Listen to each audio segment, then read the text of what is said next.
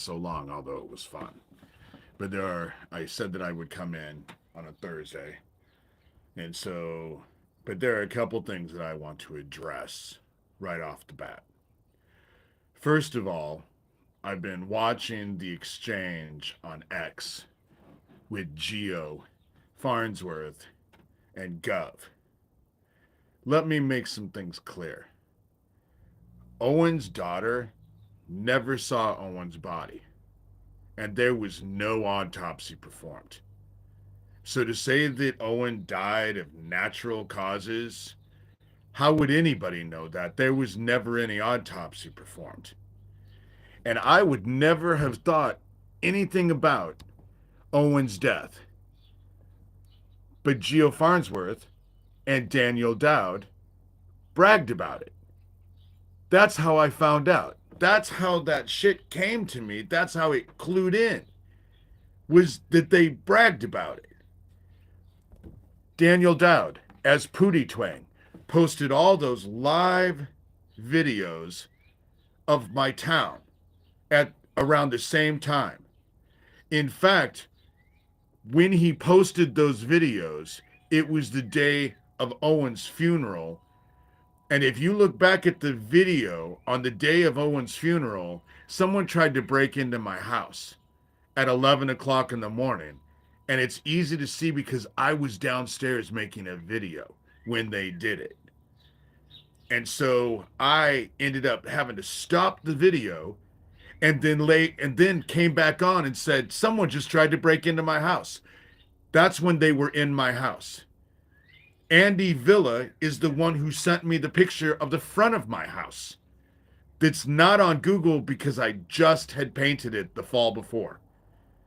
So that's how it all went down. I would have never even assumed anything was wrong with Owen's death. But Geo Farnsworth and Daniel Dowd bragged about it. That's how I clued in. That's how I figured it out, because they bragged about it. They shoved it in my face. The only person that's left is his daughter. And his daughter has had brain surgery. She's not in the best of health. That's what Owen always told me, you know? But they bragged about it. That's how I knew about it. And that's how I figured out that they murdered Owen. That they posted all those live videos of Harlan. Why were they in Harlan posting live videos? What were they here for? You know, I live in a town of 4,500 people. And Harlan is only 40 minutes away from Omaha. It's not like it's a drive. And my sister sent me the shit that Daniel Dowd said he was in Joplin, Missouri at the time. And Joplin, Missouri is 6 hours away, if even. I think it's less than the time it takes to get to Kansas City. It's a little bit more than the time it takes to get to Kansas City. So obviously he was in the area. They were posting live videos. That's how it all clued in. Dealing with Kara Skills, aka Emily Thorne. I never said that Geo Farnsworth was on the bridge with Isaac Cappy. I've said that Corey Daniel and Daniel Dowd were on the bridge with Isaac Cappy. And how do I fucking know that? Because they've said they were now. Hey, Sherilyn. Hey, Lavinia. Because they've said that they were. I never said that Geo Farnsworth. I said that Geo Farnsworth, hey, Gov, I just, no more than 10 minutes ago, read your conversation with Geo Farnsworth on X. There was no autopsy done on Owen. And his daughter never saw Owen's body. Never saw it. So this was all coming from the Omaha police, who have a vested interest in shutting all of this down. You know, it's not like the Omaha police are any happier with me than Neil Gross is, the sheriff out here. But there was no autopsy done on Owen. And again, the only reason why I say that they fucking murdered Owen, Geo Farnsworth and Daniel Dowd, is because they bragged about it. Daniel Dowd was posting live videos. Geo Farnsworth posted on YouTube that he was in Harlan. They took fucking credit for Owen's death.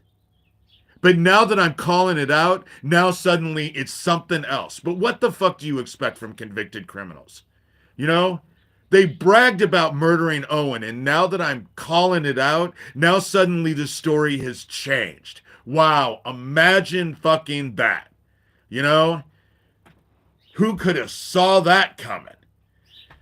Johnny Dubb, who I believe is Lucian Greaves. Johnny Dubb has been sending me emails this morning. Some of you have gotten those emails because I forwarded it to some of you.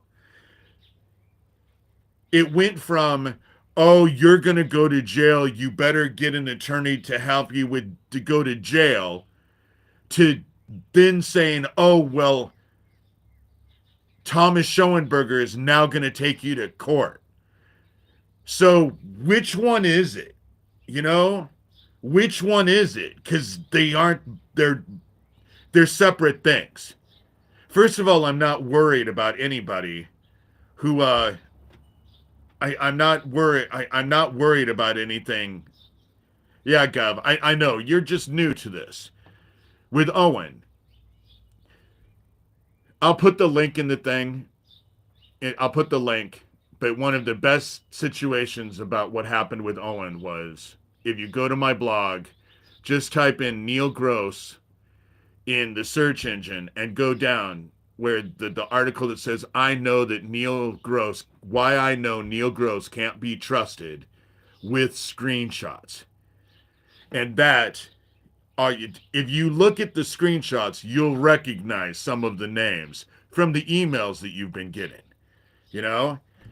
And so all of the shit with Owen, I would have never thought anything about it, but they went out of their way and bragged about it. Daniel Dowd as Pootie Twang posted all those live videos on YouTube of Harlan. Geo Farnsworth posted that fucking thing with the showing that he was in Harlan. They bragged about it. And now that I'm calling them out about it, now they want to play victim. Like, oh, David is crazy for thinking that we murdered Owen, even though we bragged about it when it happened. We're the ones who told him that we murdered Owen when it happened. But we don't know where he got the idea. He's just crazy. Maybe if you hadn't bragged to me about it, I wouldn't have figured it out because I wouldn't have even thought about it. You know? But now, today, the whole situation, I'm not worried about any criminal shit. Doug Mesner, a.k.a. Lucian Greaves, founder of the Satanic Temple, a.k.a. John Killrush, get it? He gets a rush out of killing. A.k.a. Doug Masico. I could give you a long list of names. But he's going as Johnny Dubb now. The whole thing about it is that they've been on top of me for 10 fucking years. Since I published my book, it was even before that. You know? And I published my book in 2012. And so, he's been on top of me. If they could have found anything, they would have already found it, but there's nothing to find. So now he threatens, oh, well, you better get an attorney because you're going to go to jail. But then when I call him out on that, then it flipped around to, oh, well, Thomas Schoenberger is taking everyone to court and he's getting ready to take you to court. You realize I can show all the emails, and that's what I wrote back, saying I can show all the emails. I can show the concerted effort of attacking me. I can show all of that. In 1 week alone, Thomas, who's a convicted felon, and from what I understand, the third time, and he's done. And he's at the third time. But so he's been convicted twice, but he's never been in jail, you know? However, I can show where he said that he was stealing the title to my house. Then 2 days later told me that my channel was down. Then not more than a day later, when my channel didn't go down, he started threatening me. If you don't take these videos down, I'm going to report you to Social Security.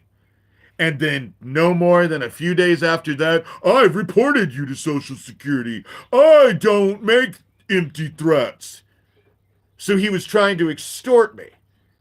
The only reason why Johnny Depp, well, I always thought that the reason why Johnny Depp and that Australian blood diamond trafficker dude Chris was actually gotten involved is because Thomas Schoenberger got them involved. But Andy Villa is Doug Mesner. I know he's Doug Mesner. He's flat out come out and admitted it. You know, flat out come out and admitted it. Who was making all the death threats to me before the Erling, Iowa gas station explosion? Who was the one bragging about the shit that was going to happen?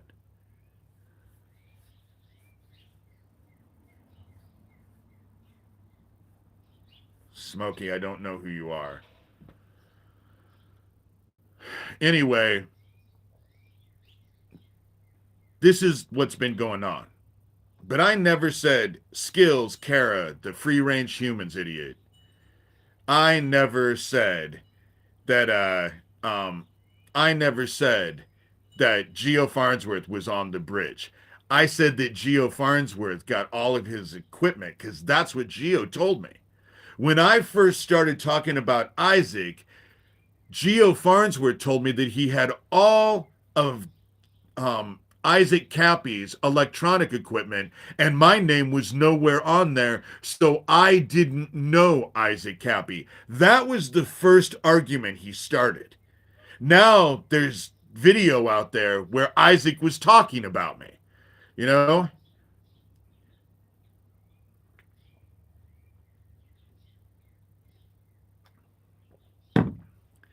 It has been, oh, dude. I am there, and they've been on top of me. So you are going to see them come in here over and over and over. Because today, after I did that video yesterday where Gov was asking me questions and several people reported that video to FBI because I asked people to report that video to FBI, they've been on top of me. Johnny Dubb, aka Lucian Greaves, hasn't gotten any sleep because he was emailing me in the middle of the night and this morning and today. He's not getting any sleep. None of them are getting any sleep because now they're worried. And that's how the shit is going on. I have had to actually block tons of Geo's different accounts because he's come in on the comments today. So I've had to block all the shit and block the people that are involved and remove the comments. You know?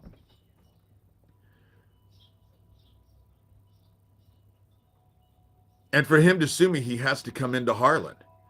You know? Oh, Smokey is Sharon. Hey, Sharon.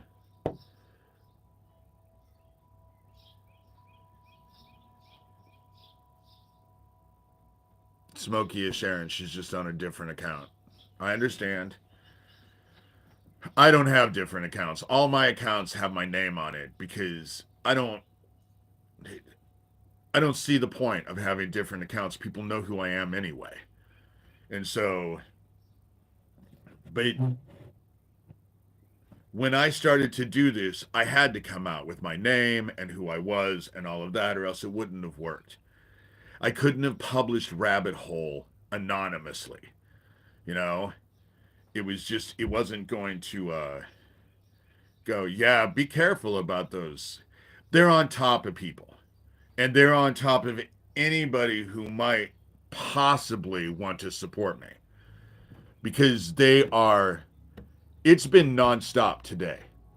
That's why I almost considered, I will say that I really appreciate Gov asking me questions in the first live that I did yesterday. But I do have to say that the second one yesterday, oh my God, that was fun. I could have gone another hour, to be quite honest. You know, I could have been going, hey, Element, did I say that right? Yesterday was fun. Yesterday, the second one was just, and that's where I want to, if I figure out that all of this stuff is legitimately being investigated, that's where I'm going to. I'm going to leave these idiots in the dirt because I'm tired of dealing with it. I'm tired of the threats. You know, Thomas can threaten me all he wants, but I'm going to take all of his shit and show it in court. And then I'm going to fucking get Neil Gross involved too. It's going to end up becoming a mess. But not for me. You know? You know, Sharon, someone told me yesterday that you were a man. It was sexist of me to think that Sharon was a female name, and I apologize. But I was actually set straight yesterday. A friend of mine was just like, I think that, Sherilyn, I knew Sharon because it was Sherilyn who told me, I think Sharon's a guy. And I actually argued with her. Are you sure, Sharon? She's like, I think Sharon is a guy. And so, Sherilyn's right. I was wrong. Like I said, I'm not infallible. I'm not infallible. That's why I'm asking. I'm not asking anybody to treat what I'm saying as gospel. I just want people to look into it. That's what I want. Hey, Susan. I just want people to look into this stuff. But they're obviously going spastic, you know? And unknown calls you can never block. That's why they call me on unknown calls all the time because I can't block them. But they can't leave me any more voice messages anymore either because I just let them fill up my voicemail. My whole voicemail is filled with Daniel Dowd and Geo Farnsworth, you know? And so I'm just,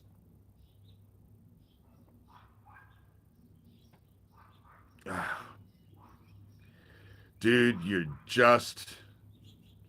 you're about ready for me to just block your ass. I'm not playing any fucking games with these incels.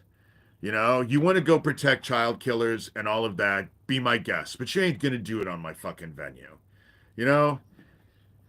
And I have low tolerance today because I've had to deal with these idiots all damn day. I've had to block people through the comments. I've had to deal with emails. You know, I've had to deal with that weird ass dude sending me that weird ass video. I guess now it has audio. He redid it so now it has audio. I didn't watch it. I didn't watch it the first time. So whoever watches it can text me and say, "Okay, this is what it says," cuz I'm not watching it. I'm not dealing with it. These child traffickers are getting investigated and they don't like the fact that they're getting investigated. It was a video I was sent yesterday. I guess it has an upside down cross in it and it had a cat in it. A cat playing, but the audio didn't work. So today I got he emailed me again, resent me the video and said, "Oh, I didn't know that the audio didn't work." So he fixed the audio. You know? Okay. I never watch the shit. I barely read their emails. So a lot of times when people are getting their emails and I'm responding, the reason why I'm not responding to what they said is because I rarely ever read their shit. Because it's meant to terrorize and irritate and trigger. That's what it's done. That's the whole purpose of their shit is to trigger. But I'm not Nathan Stoltman. You know, you're not going to trigger me like you do Nathan. You ain't going to trigger me like you did Isaac, like you did Lori King. You're not going to trigger me like that. You know? I simply just don't give a shit what fucking child traffickers have to say. You know? Call me crazy. I just don't give a shit.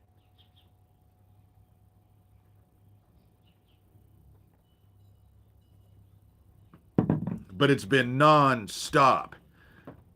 I'm not mad every day. Yesterday, the hour and a half, the damn near 2 hours that was the second one was great. But I don't know. Talking about child killers and all of the shit that I've had to deal with is irritating. That's how it works, you know? And if if I had no motion to it at all, then you would bitch that I had no emotion. You know? I think that's a good idea, Lavinia. Let's pray. I'll pray a couple times. I'll probably stick on here for an hour, but it's not going to be more than an hour. I don't like to do. Yesterday was 3 hours. The first one was an hour and 38 minutes, I think. And that was great because I got all of the investigative stuff. But that second one, oh my God, I could have gone on for another hour. It was just everybody talking and interacting with each other and having conversation and all of that. It yesterday was a lot of fun. It was probably the most fun live I have had maybe ever. It was a lot of fun yesterday. Just talking about just a myriad of things. And I don't think we talked about anything super important, but it was okay because it was just people engaging.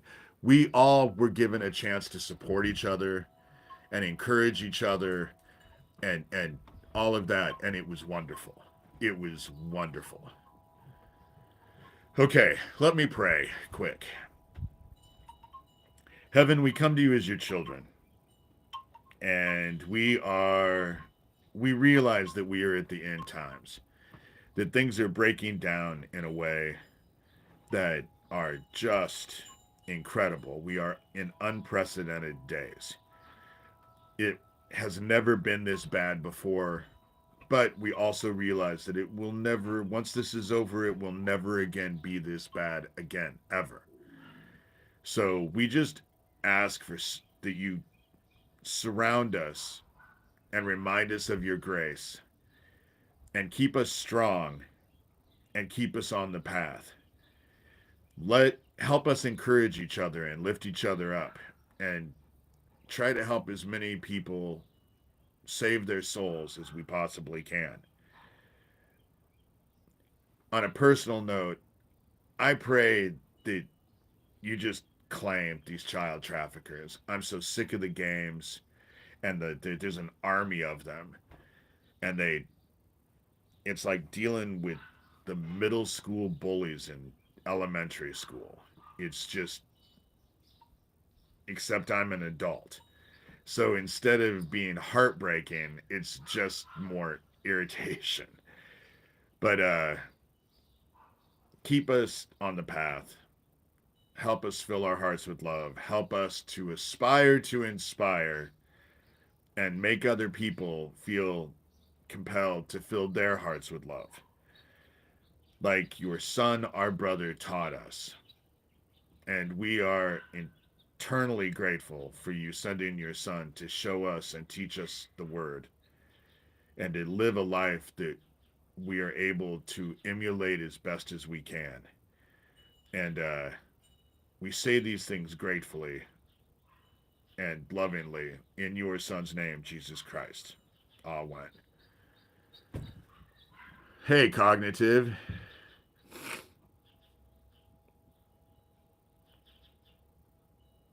And then once I pray, then I don't want to talk about them anymore because then I just want to talk about the God and all of that, you know?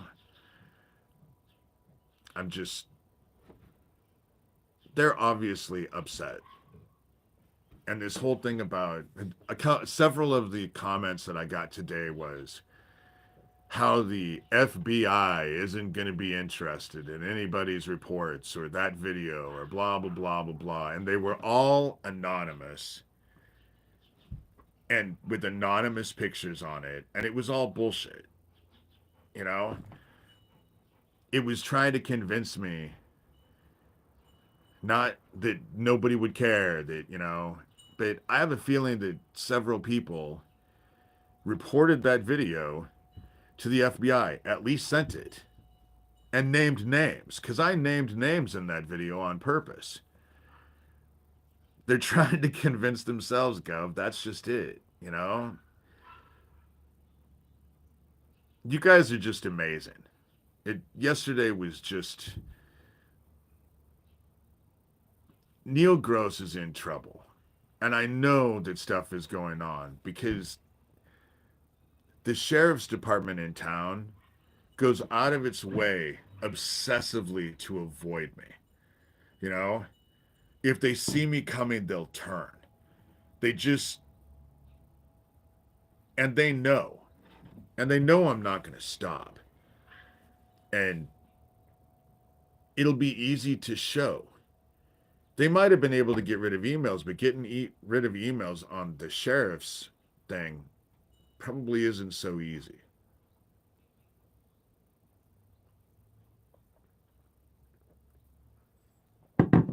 And there are people in town who are upset because they want me. Why can't you just shut up? Why can't you just go about your business? Because this is my business. You know, I think this is everybody's business, actually. God does prevail. And thank you, Sherilyn. You guys are amazing as well. I'm no better than any of you in here. It's just I'm more vocal. I have a bigger mouth. But all of you are amazing in your own ways. You know, we all have our own path to take and our own tale to tell. And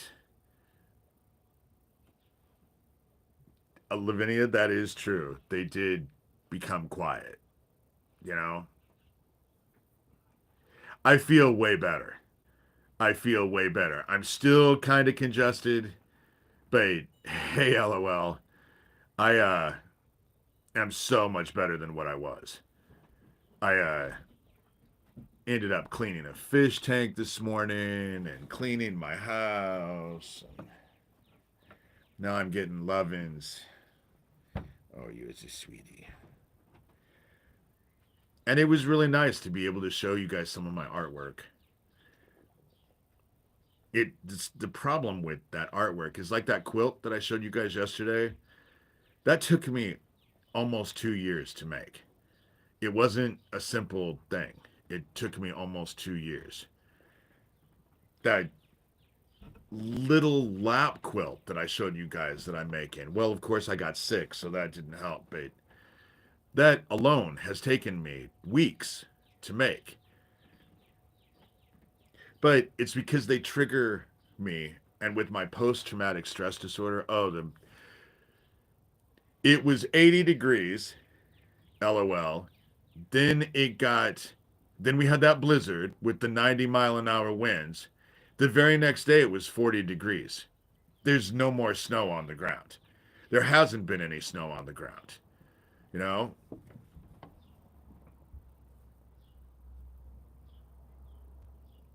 That's exactly it, Sherilyn. We all have gifts and we need to use them for His glory. And yes, Gov, they're logical. They now they're going on tangents, the likes of which I've just, you know, the weather has been up and down and up and down and up and down and up and down. And that's one of the reasons why I probably got sick because it was 80 degrees one day and I hate the heat. But then it was a blizzard the next day. And of course, I had to go out and shovel in that and all that. So it was kind of a pain in the behind. And then I got sick. And all over the last weekend, I was sick. But it doesn't really last. What? I'm not even a week. Today's Thursday. I came down with it last Friday, so it's been less than a week, and I'm gonna be back to normal by the weekend.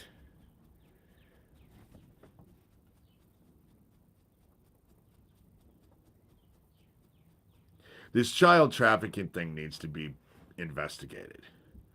Doug Mesner is terrified. He stayed up all night because he was emailing me. He emailed me at 2:30, and then he emailed me and he was just like, "Oh, well, I'll sleep when I'm dead." Well, dude,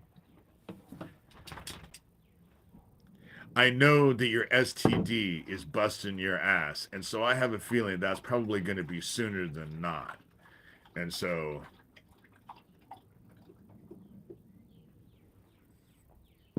as I trip all over myself, sorry, I'm drinking iced tea.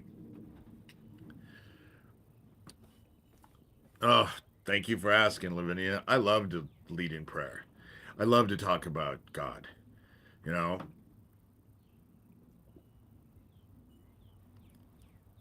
exactly. If they'd crack a book instead of burning a book, they'd know how this ends. And it is. It's ending, and they're all shocked. You know. No, I've seen his pics. I try not to look at him.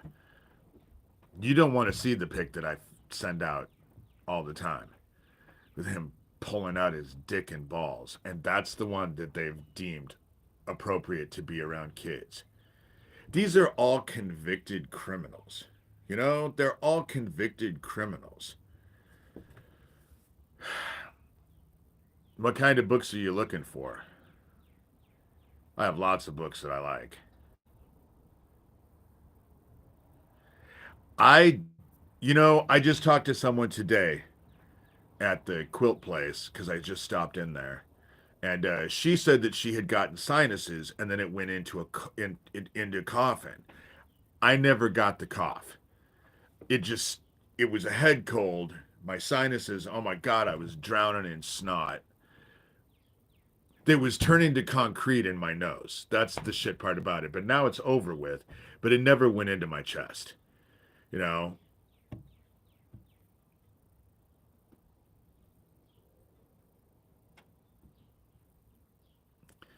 I don't read a lot of new age explanations. Fritz, old Fritz was okay. But then he changed. And I did not trust Fritz Springmeier at the end. I just, and anyone wonder why the hurricane or fire victims are not being talked about or helped publicly? Yeah, because they're getting ready to just disband FEMA. I mean, it's not like the North American or North Carolina. The Carolinas are on fire right now. You know, Russ Dizdar was not good. That's the problem. Russ Dizdar was not good. He was running around with Craig Sawyer. He could have ended up becoming decent because he's the one who ended up dead, you know? And so he could be the one who ended up dead. The only reason cognitive that I say that I'm not going to get the cough is because I feel better now, you know?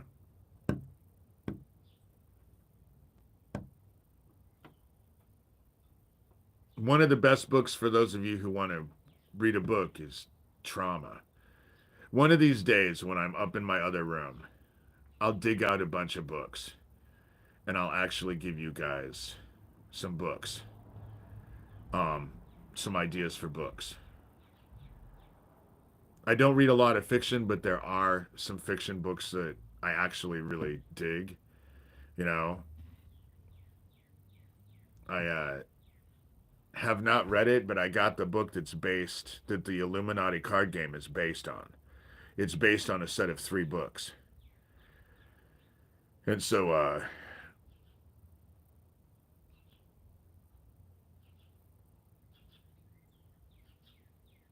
I love to read. It's just that nowadays I don't read a whole lot because Vanderkolk. Thank you. That's what I wanted, Lavinia. Trauma. He has a book out there, Trauma. But I'm glad that I've been in therapy because that book actually triggered the crap out of me because it was so spot on. You know, Vanderkolk was amazing, and C.S. Lewis. C.S. Lewis is one of the best authors of Christianity and stuff. I'm not a big New Age person because I just don't trust the New Age. The New Age stuff is too much like the Luciferian shit that I grew up with. And so I don't read about the Kabbalah either, you know? But C.S. Lewis, Screw Tape Letters. You want to read a good book? C.S. Lewis, The Screw Tape Letters. You know,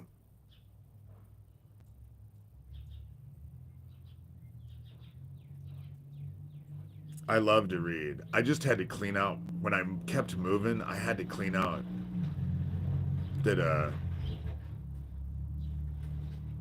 Trauma is one of those books that it's a great book to read, but it's a difficult read if you're a trauma survivor. I'm in here and they're right outside listening. That's the problem with being out here when I'm doing this. But I wanted to be out here with the dogs. But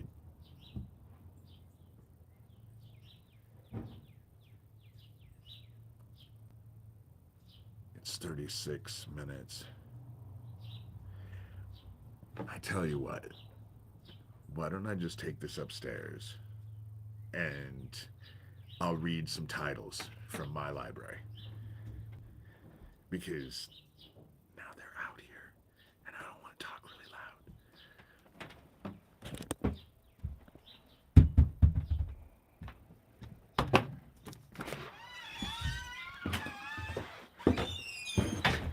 Pain in my asses.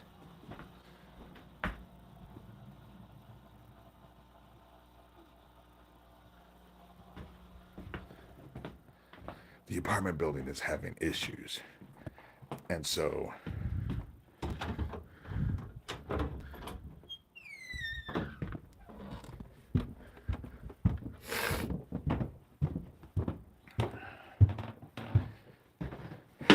cognitive, bite your tongue. I'm so not inviting them in. They're in here anyway when I'm not here, you know? Okay. Let's see.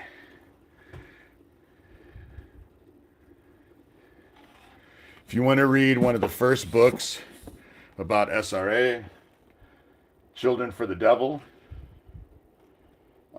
Ritual Abuse and Satanic Crime, it's an interesting read.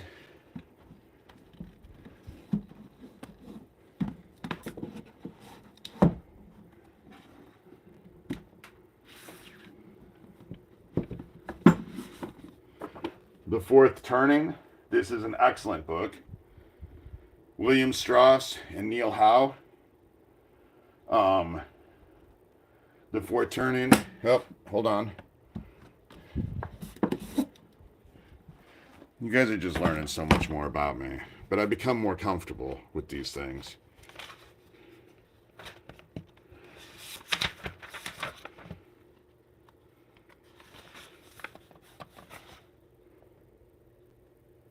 $1991, LOL. 1991.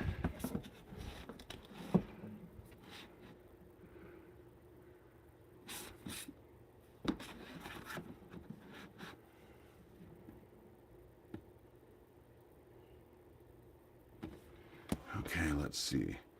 The Greening of America by Charles A. Reich. That's an old one. Old one. But it's a really, really, really good book. This is also an excellent book, The Culture of Fear. This explains what they're doing right now. Barry Glassner. This explains what they're doing. This book is incredible. The Denial of Death. Ernest Becker. It was a really super good read. Interesting.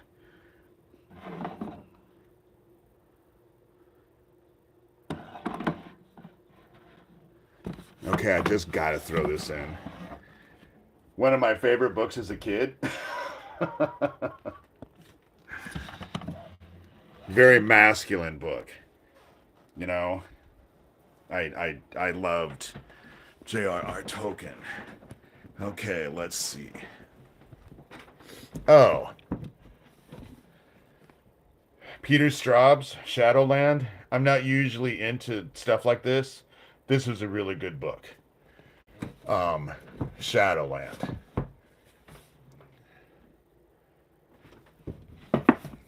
You want to know all about the Republican Party? The Family by Jeff Starlett. This is an amazingly informative book. Kind of scary, but informative.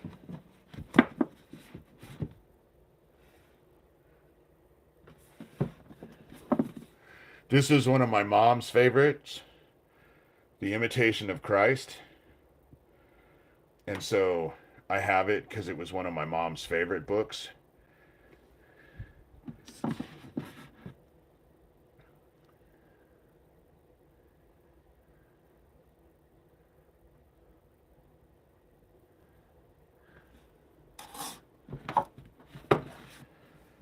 The Hebrew Goddess by Raphael Paté. This is a really good book. Really good book. As you can see, I kind of read all kinds of stuff, you know.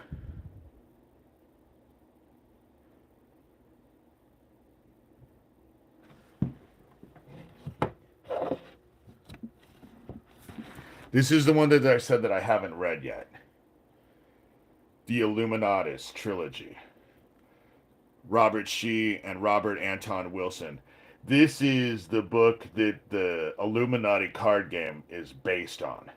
This book. And so Russ Dizdar was a con artist. He acted like a honeypot. He attracted survivors, and he would attract him, and then they would neutralize him. Didn't much really care for him. That's, you know.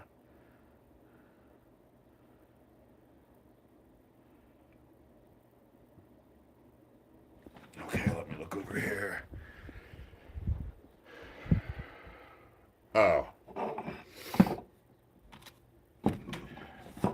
If you want a book, this book made me laugh out loud several times. A Prayer for Owen Meany by John Irvin. If you want a book that actually makes you laugh out loud, it was incredible. It was incredible.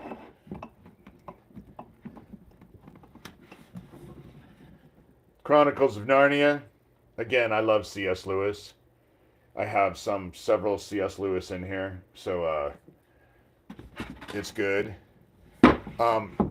Stephen King and Peter Straub, if you want to read something that's fiction, this is, you know, Talisman. Excellent book. Excellent book. I usually don't read a lot of fiction anymore, but and Clive Barker wrote a book called Weave World. That's also one of my favorite fiction ones. This is the one that I was talking about, Traumatic Stress by Vanderkolk. Incredible, incredible book.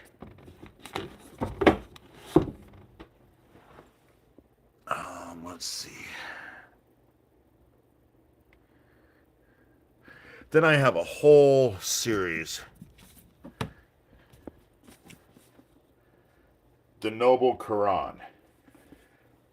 This comes in 9 books. Because I was interested to know what the Quran was all about. And so I read the Quran. If you want to read A Dirty Wicked Town, this is the beginning of Omaha. Tales of 19th century Omaha. You can understand why Omaha became so awful.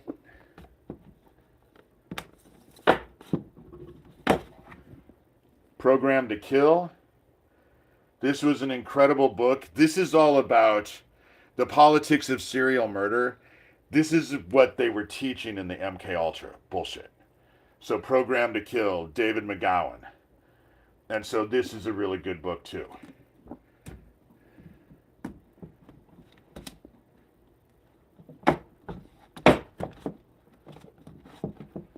And then if you really want to get into it, The Battle for God, by a History of Fundamentalism by Karen Armstrong. This talks about Judaism fundamentalism, Christian fundamentalism, and Muslim fundamentalism, and the war that all three religions have going with each other, and how it is. And so that's several books. I mean, I have a bunch more, but oh, and I can't.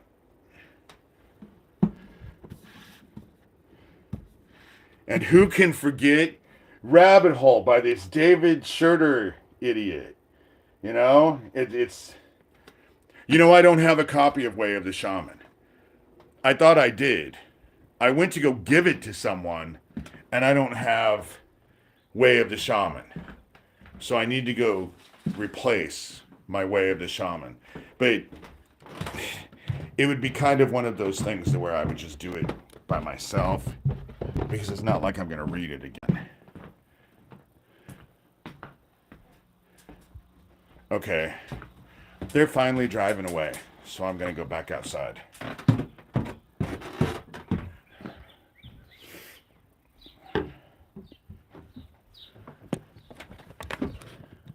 So those are some books.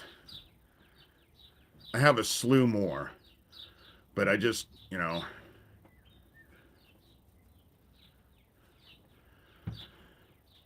MK Ultra happened at Offutt Air Force Base, and it was the mind training.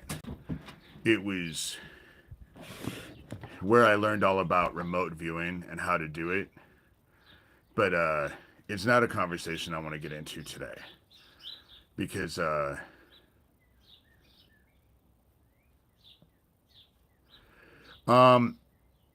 Michael Allen asks if anyone. There might be, because I'm not. The issue that I have is that there are a lot of honeypots. There are a lot of people who are helping survivors, but they're not actually helping survivors. They actually bring in they. It's more to entrap survivors. The MK Ultra stuff, they spend a lot of money in our training. And so they like to keep us. And the issue with a lot of survivors is that they never break away from the bad guys. It's, you know, even me, I've broken away in that I fight with them, but they're part of my life every day. And so that, you know, I gotta close this door so I don't get a bunch of flies in. You wanna come out? You can come out. Okay.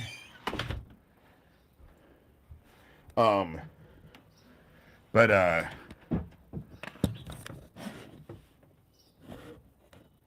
and I haven't really known.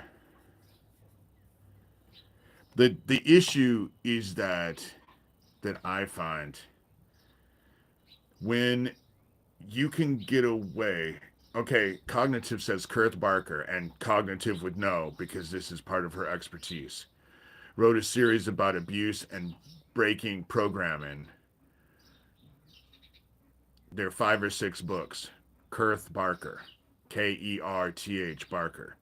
And Cognitive would know because that's right up her alley. That's her expertise.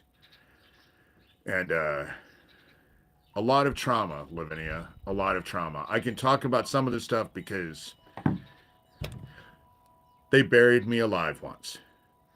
They drowned me over and over and over and killed me over and over and over and then revived me. That shit hurts. A lot of electrocution, a lot of electric shock. And I'm not talking on your brain. I'm talking beating the bottoms of my feet, you know? And so a lot of trauma, a lot of trauma. I explain a lot of the MK Ultra stuff. If you go into my website and you go and read Confessions of an Antichrist, you'll get a lot of that because that was the spiritual stuff that I used to talk that I've talked about in in that book. Was it and you know, my publisher hates it when I talk about that because um my publisher hates it because I don't make any cash off of it, obviously. But honestly, if you're gonna read something and you just don't want the condensed version, which is what Rabbit Hole is, I send people to go read Confessions of an Antichrist. That's why I have it on there. You know, because it was never the information was never about making cash. And although I'm hurting for cash really hard right now, I'm trying not to ask because so many people are hurting right now. And so I don't want people to feel compelled to help me and hurt themselves. And I don't, you know, we're all kind of in the same boat. And so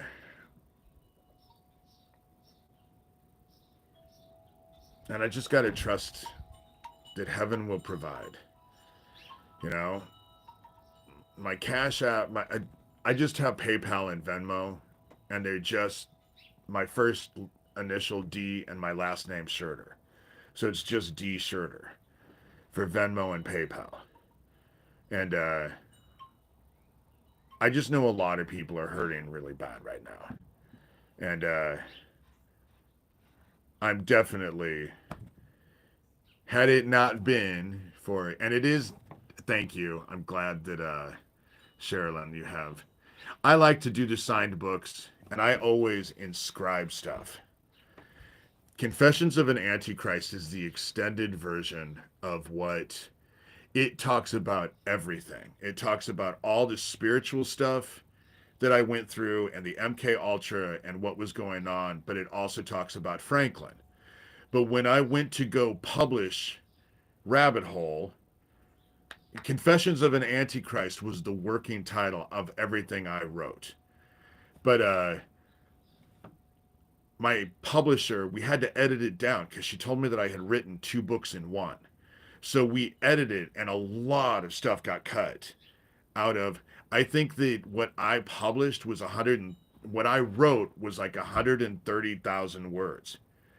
What was published in Rabbit Hole was what was taken out and added because they added news stories, and that's only 63,000 words. So you can see that a big chunk of it got had to be edited out. And I'm not complaining because I got nominated for Book of the Year with Rabbit Hole. But for those of you who want the complete story, now realize that I wrote this years ago. I'm a completely different person now. Well, I mean, not completely, but I'm not married anymore. My life has changed considerably. I published Rabbit Hole in 2012. You know, I would hope that I would have grown and changed since it's now 2025 and I wouldn't be the same person. But um Confessions is what I wrote. So if you want the spiritual stuff and a lot of the MK Ultra stuff, because I talk about the MK Ultra stuff, not in super. I didn't go really heavy into it. There are some traumatic things in there, but I didn't go through the whole talking about all of the trauma because I didn't. I thought that it would draw a certain kind of person that I didn't really want to draw. Because a lot of people, there are people out there who will,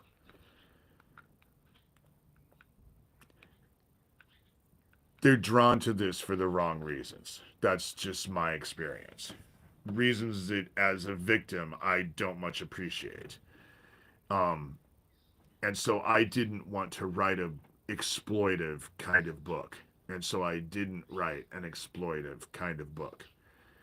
And but Confessions of an Antichrist goes way more into stuff that I taught, that I dealt with.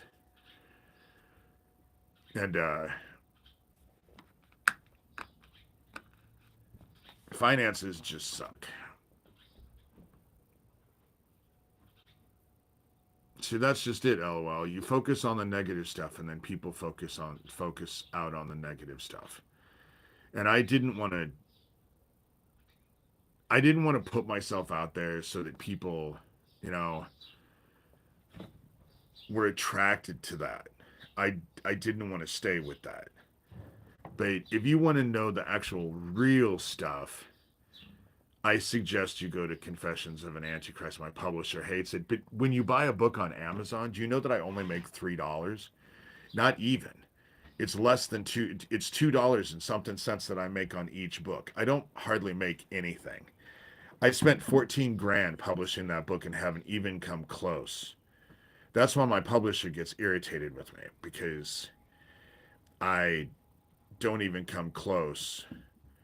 I haven't even come close to actually recouping what I spent publishing, but it was more to get the information out there.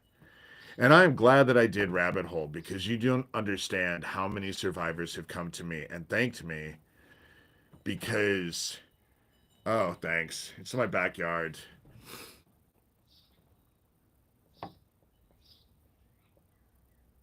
The dude that was out there was, they're doing stuff with that apartment building. They're evicting they're getting rid of everybody, but it's only on the side that's by my house. So,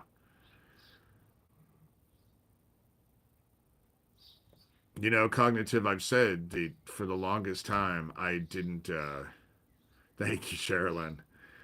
I didn't believe in DID. Even with the stuff that I went. Fiona has actually gone. She was just like she can't believe, but guys rarely broke. DID, dissociative identity disorder, is more of a female thing than it was a male thing. That's the reason why most men don't make it through. We end up dead or in jail. And I I have complex PTSD, which is very much like dissociative identity disorder. I just never broke in to different personalities. I always tell people I only have one personality, and it's generally kind of a dickhead a lot of times. But I didn't break into I didn't break into personalities, and I didn't lose time. And because I grew up with older siblings, I never was able to repress anything either because my older siblings didn't repress it. So every time we got together, you know, it's every time we got together, we talked about the stuff that happened. So I was never able to repress anything. We talked, oh, Fiona is amazing. Thank you, Truth. I think that I said that right. I just felt because of what my family was involved with, I had a responsibility. I've said this before. The sins of the father fall upon the shoulders of the son. And is it fair? Probably not, but it's the way it is. And so I do what I have to do. I put my um, Wi Fi on for this one so that it didn't break up. Because the last one, it could, chances are it wasn't them because we give them way too much credit. That's the it. I think Gov can actually attest to this. Several people in here can attest to it. They're not as bright as people give them credit for. They're just dumbasses. Saki can say they're just dumbasses. And so with the break that had happened, I think that it was just because I had it on my phone through Verizon. So Verizon probably was having a problem. That's why I was breaking in and out. And I don't get many phone calls anymore. And almost everybody that I know texts me. Generally, I end up sending a text, hey, can you call? Or can I call you? You know, it is that they are not the sharpest tools in the shed, that's for sure. Which is funny because their egos are just this monumental. They think that they are just all that in a bag of chips. They're always smarter than everybody else. And it's difficult to deal with. You know, it's like um, Geo Farnsworth, you know, just giving me shit. I've heard of the Dunning Kruger effect. And they don't ask questions. They think they know. You know, they don't. Me, I'm one of those people who will ask questions. If you use a word that I don't know, I'll stop you and ask you what that definition is. I love to learn new stuff. And cognitive, you are a special kind of fireball. I appreciate the stuff. Because for those of you, for Stefan Burns, that wasn't me. That was cognitive. Cognitive found Stefan Burns and just told me about it. You know, a lot of the stuff that you guys actually send them to me, a lot of the stuff that you send me, when I bring stuff up, it's because you guys have sent it to me. It's not that I'm all that. It's just that a lot of you are super interesting and send me all kinds of stuff that is just phenomenal, you know? And so I share it because it's phenomenal. I appreciate that kind of stuff. And I don't always have to be the smartest one in the room. In fact, my best day is when I'm not the smartest one in the room. And there are several people in the room who are smarter than I am. Because there's nothing like just shutting your mouth and listening and learning. You know? I don't Aquino's still around. Supposedly he's committed suicide twice. He committed suicide a little over 3 years ago, and then just what, last year he supposedly committed suicide again. So because he committed suicide twice, I'm assuming that he's still alive. I love to just sit and listen to people. That's the reason why. I mean, this is probably a stereotype, but Jewish people are generally very educated. Jewish people and Asians. And so it's fun to actually sit in a room, especially with Jewish guys who are all talking all at once. That's the reason why I grew up, you know, the you can be in a room where people are having several different conversations and I'm able to keep up with each one of them. And I love that. I love being, you know, I'm not an idiot, but I also don't have to be the brightest person in the room. What fun is that? What do you learn? You know? And then when you're telling yourself that you're the brightest person in the room, then you're looking down on everybody else like they're idiots. And that's not true. You know? And I've met people who have never gone to college who were pretty bright, had street cred in a way that I never had. You know? I have to multitask, Lavinia, because I get bored so easy. That's why I don't watch a lot of television. Television absolutely bores the crap out of me. I haven't been in a movie theater. I don't know how long. The last movie I went to, someone drugged me and I went to Frozen. And I I hated it, but then I've watched Frozen later on. But I don't watch movies in movie theaters because I don't want to be stuck there for 2.5 hours just watching a movie. Yeah, you see it in a big screen, and TV, exactly, Gov, is trash. Is trash. The stuff that it's just dumb, you know? I just, and it's boring. And and television with commercials, because all of my streaming, I end up always going the cheapest stuff. So it always has commercials. And my problem is I'll get up to go to the bathroom during a commercial and then I'll go do stuff. And then an hour later I come back and the thing is over and I realize, oh, I was watching that. But then I don't care because it didn't keep my interest anyway. You know,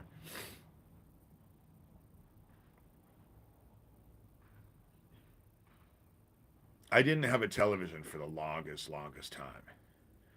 Then my ex, fuck, had to have a television in every goddamn room. Excuse my language, but it was awful because that noise is just awful. That's the read my I sit in silence a lot. I like silence. I'll listen to music, but I'll sit in silence. And when I drive, it drives people crazy because I don't drive with the radio on. I drive in silence because I'm looking at stuff. And usually when I'm in a car driving, it gives me time to just be by myself and think, you know? Yeah, someone likes to watch the news. It's actually really funny to watch the news right now. That whole Pete Hegsworth and them involving that Atlantic reporter and then lying about it like nobody would figure it out. And then the Atlantic reporter was just like, well, okay, if nothing classified, I'll just publish the whole thing. And they all got busted. It's been, I have to say, it's been pretty amusing. But it's also really sad because you know that our adversaries are watching that stuff, just plotting, you know.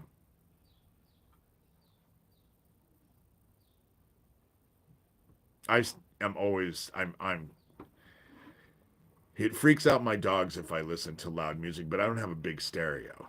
So my loud music is really not all that loud, but they're used to me. They're used to nothing, and especially when I'm sewing, I can't watch television when I'm sewing. And I'm not, and a lot of times I'm just quiet and read. Who wants to listen to stuff while you're reading? It's a distraction. Oh yeah, the news is ridiculous. But the fact that people are actually thinking about it on both sides. I loved choir. That's the one thing I miss about church is the when I was in Erling, I was actually going to the Catholic church, not because I was Catholic, but because I was in the choir. And the choir director loved me because I have a strong male voice, and she didn't have any strong male voices. But that's how I know how to read music because I was in choir all through high school. So it's easy for me to read. So if I ever moved and bought a house that had a piano, I think that I might be able to learn the piano quicker because I know how to read music. I would love to learn how to play piano. But then I'd be at that piano all the time.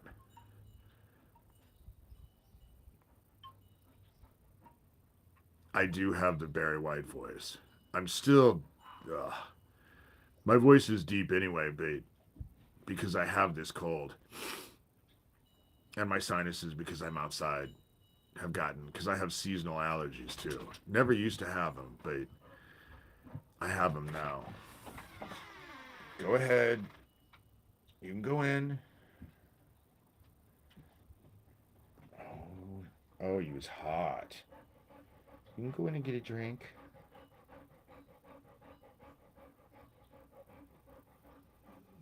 Look at that big smile. There's big smiles. Sorry.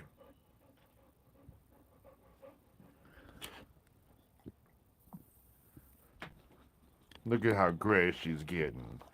She's just a gray puppy. But she's full of smiles. She's all happy. She's all happy. But she is getting so gray.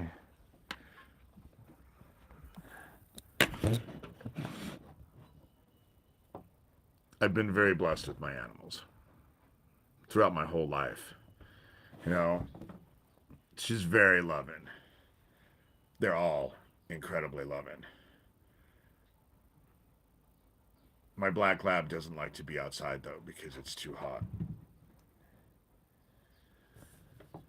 She wants to go in and get a drink, but she doesn't want to leave my side because they're all sitting around me. My black lab was here, you know. Oh, thank you. This back porch, I spend a lot of time out on my back porch during the spring, summer, and fall. It's just, it was built on. It's not part of the house. They actually built it on separately. But I sit out here a lot. And I just have a small backyard, but it's comfortable. And I don't know where all the birds are. Usually I have birds that are out here. When they hear me, they, like I said, they'll line the fence. I've had people come over here and say that my backyard is like a park. Because squirrels live in that. I have a whole family of squirrels that live in that tree. That northern pine, you know, blue spruce. It's a blue spruce. It's really pretty blue. You can't tell because it's in the sun right now, so it looks green, but it actually is blue. And there's a whole family of squirrels. And it's actually fun to sit out here because the squirrels tease the shit out of my dogs. You know, it is just funny that they just tease the shit out of my squirrels. Hold on for just a minute. Okay, go ahead. Go on in. Go on in.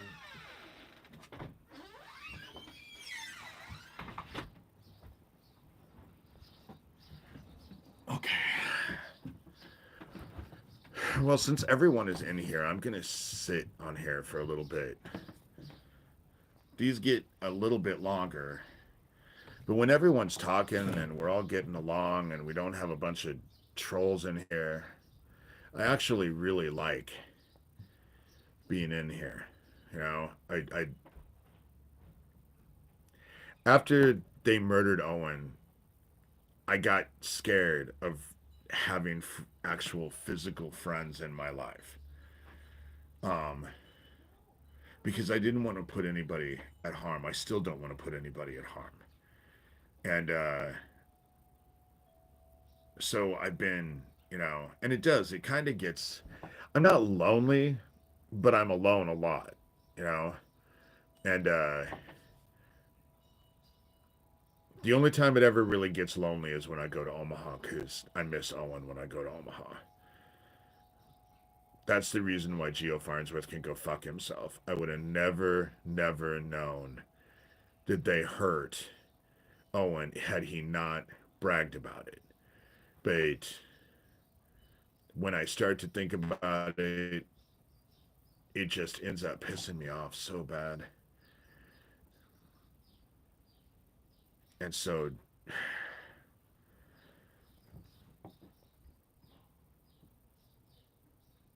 sometime, Gov, you're going to have to come to Omaha. We'll all go eat. I was talking to someone about it, but then said that we'd probably have to just eat at my house because I have a feeling that it would be a conversation that would go all night. And I'm not an all nighter kind of guy, but I think it would be a fascinating conversation.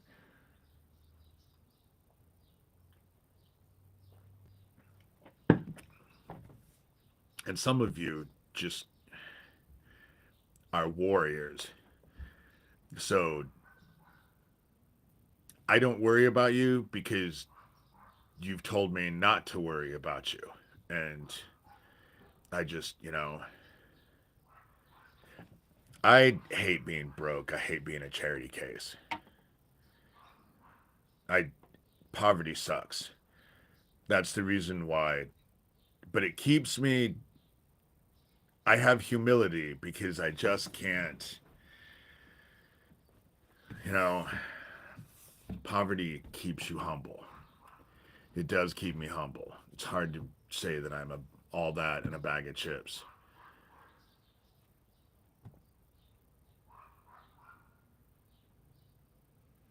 I haven't heard of Shatter Ops, Michael. Again, just take everything with a grain of salt. And I mean that with me too. Again, don't take everything that I say as gospel. But um what my problem there are people in here that have a great sense of humor. You guys are kind of funny. Dad jokes, you know. I was told some good dad jokes, but I never remember bad jokes. Dad jokes. I never remember jokes. I'm not a comedian kind of guy, you know. I'm more kind of a serious. I'll go talk to people, and then after I'm done, I always tell them, okay, well, I'm going to take my little black cloud and go on my way now, because I'm always talking about how the world is falling apart. And so, just be very careful about because the they have the survivor communities locked down. They have the survivor communities locked down. And it attracts survivors so that they can identify the troublemakers and then neutralize them. They've tried to neutralize me over and over and over. The only reason why I'm still here is God. Only, that is the only, it's the only reason that I can come up with. And it hasn't been me, it's been God. But it's like that idiot David Hall that calls himself Gray. And the other day it realized, oh, Gray. Gray comes from that Stephen King novel, Dreamcatcher. The alien that was here to infect the world. And they play on that stuff all the time. So if they're using a name that actually catches you off and you start to think, oh, well, that name seems weird, go investigate the name. Because they like to parade their bullshit out in front, way right out, so people to see. And so if something catches you off guard, trust your gut because that's what they want to do. They want to tell everybody, don't trust what you see, don't trust what you hear, just trust what we tell you. That's what they want, is that you just trust. That's the difference between them and me. Because me, all I ask is that you actually at least consider what I have to say. Go investigate it. I would rather you investigate it than just take it, that's why I say don't take what I'm saying for gospel. Go investigate. The cool thing about that is that if you go investigate, you may find shit because I never will lie to a person. That's you don't bear false witness, and I don't bear false witness. And so I say, trust your gut and trust yourself. And all of you seem to be incredibly bright people. And so trust the Spirit of God. Exactly. Trust the Spirit, and it will guide you. And if something comes up and it doesn't feel right, question what it is that you don't feel right about the situation. Because chances are, it's like that whole gray thing, Because I kept wondering, why the fuck does he call himself Gray? You want to go into now? Oh, you is all hot. You is all hot. You want to go in? Okay. Come on, I'll let you in.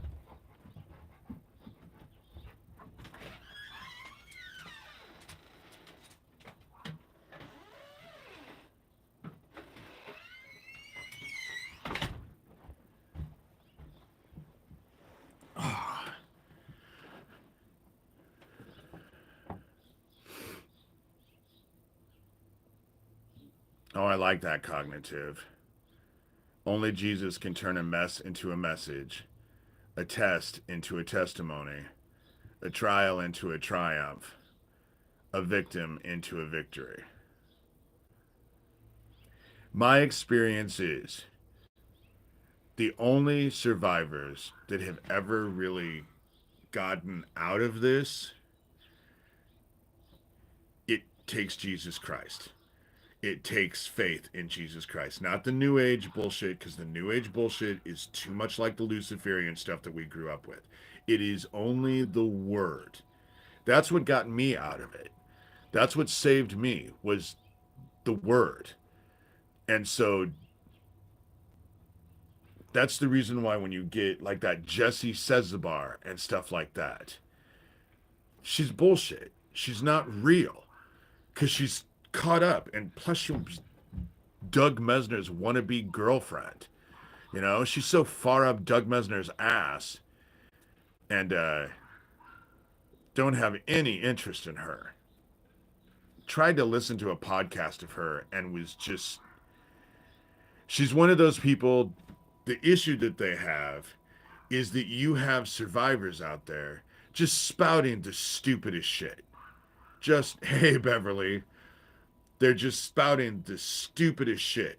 And they're doing it on purpose because what ends up happening is that people will listen to that and think, this person's crazy. And then what ends up happening is that they feed your cognitive dissonance. So then it becomes not this particular survivor is an idiot, it's all survivors are idiots. Oh my God, they must all be crazy. And that's the game. And so when you have them, and especially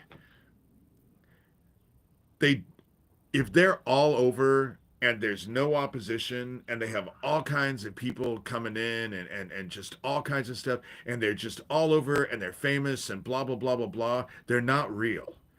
The only reason why I have the group that I have is because I've been at this for so long. But especially if they just come out of nowhere and then all of a sudden there they are, they're part of the CIA, you know? Because that's what controls this. That's what's involved. Mike Aquino was CIA. You know, that was why all of his weird shit at the Presidio was protected under the guise of national security because he's CIA. You know? Oh, they're back. They do discredit our testimony. They'll say all kinds of crazy shit, and then the actual legitimate survivors that are out there, they'll start talking about,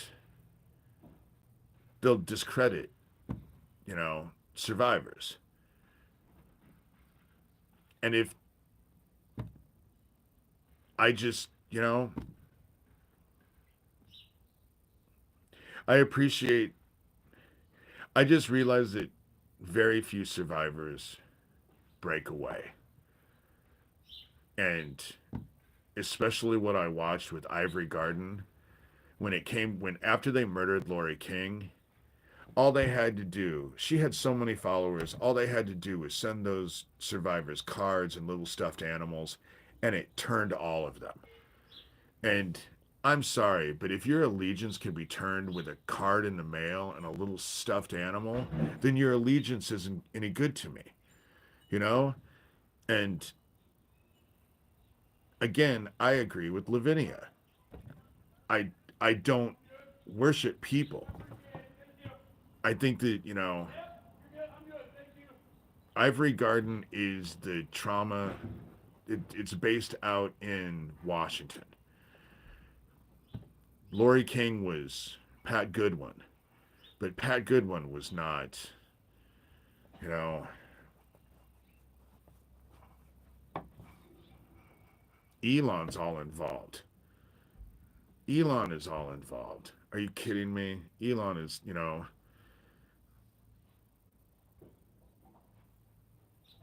and they are all in the same training.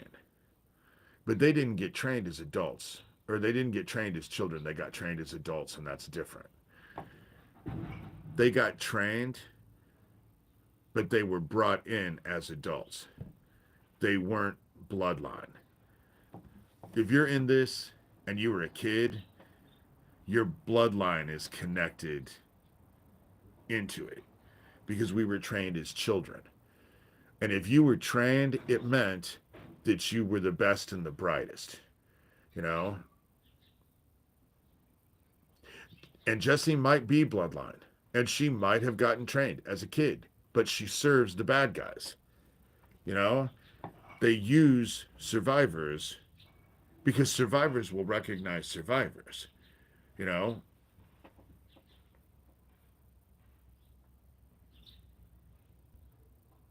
Card, animal, sounds. They had lots of triggers. I used to be triggered all the time. I don't get triggered anymore because now, even when I do get triggered, you know, I can overcome it pretty quickly.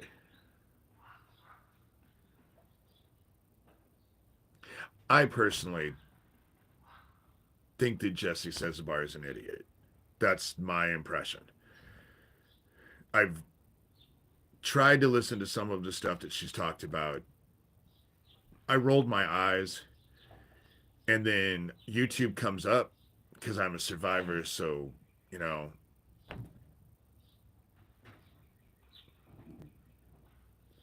Elon's little boy means as much to him as David Christopher meant to my dad. I have a brother named David Christopher who only made it 24 hours. He was my dad's firstborn, and my dad ended up sacrificing him.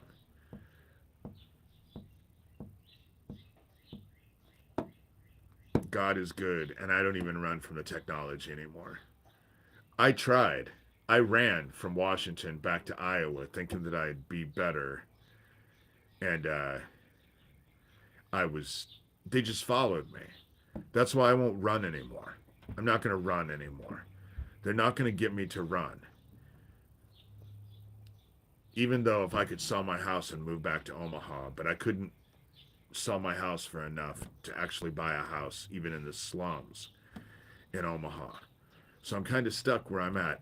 And I think we're in the last days. I think this shit's going to come down anyway. I think it's going to.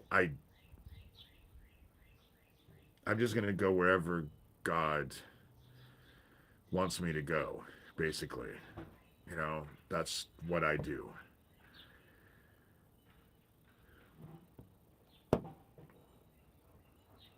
I hate Elon Musk. The fact that we have to look at his ugly ass every day now. Listen to his voice that just makes my skin crawl.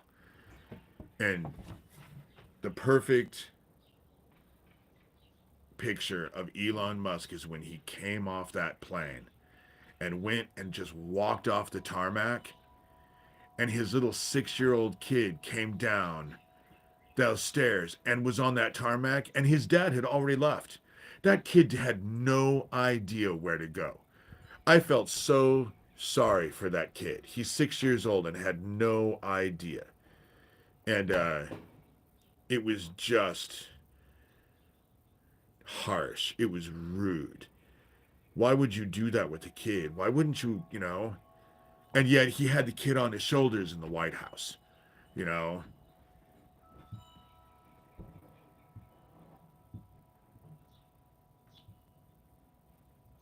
I have not a fucking thing to do with my sister.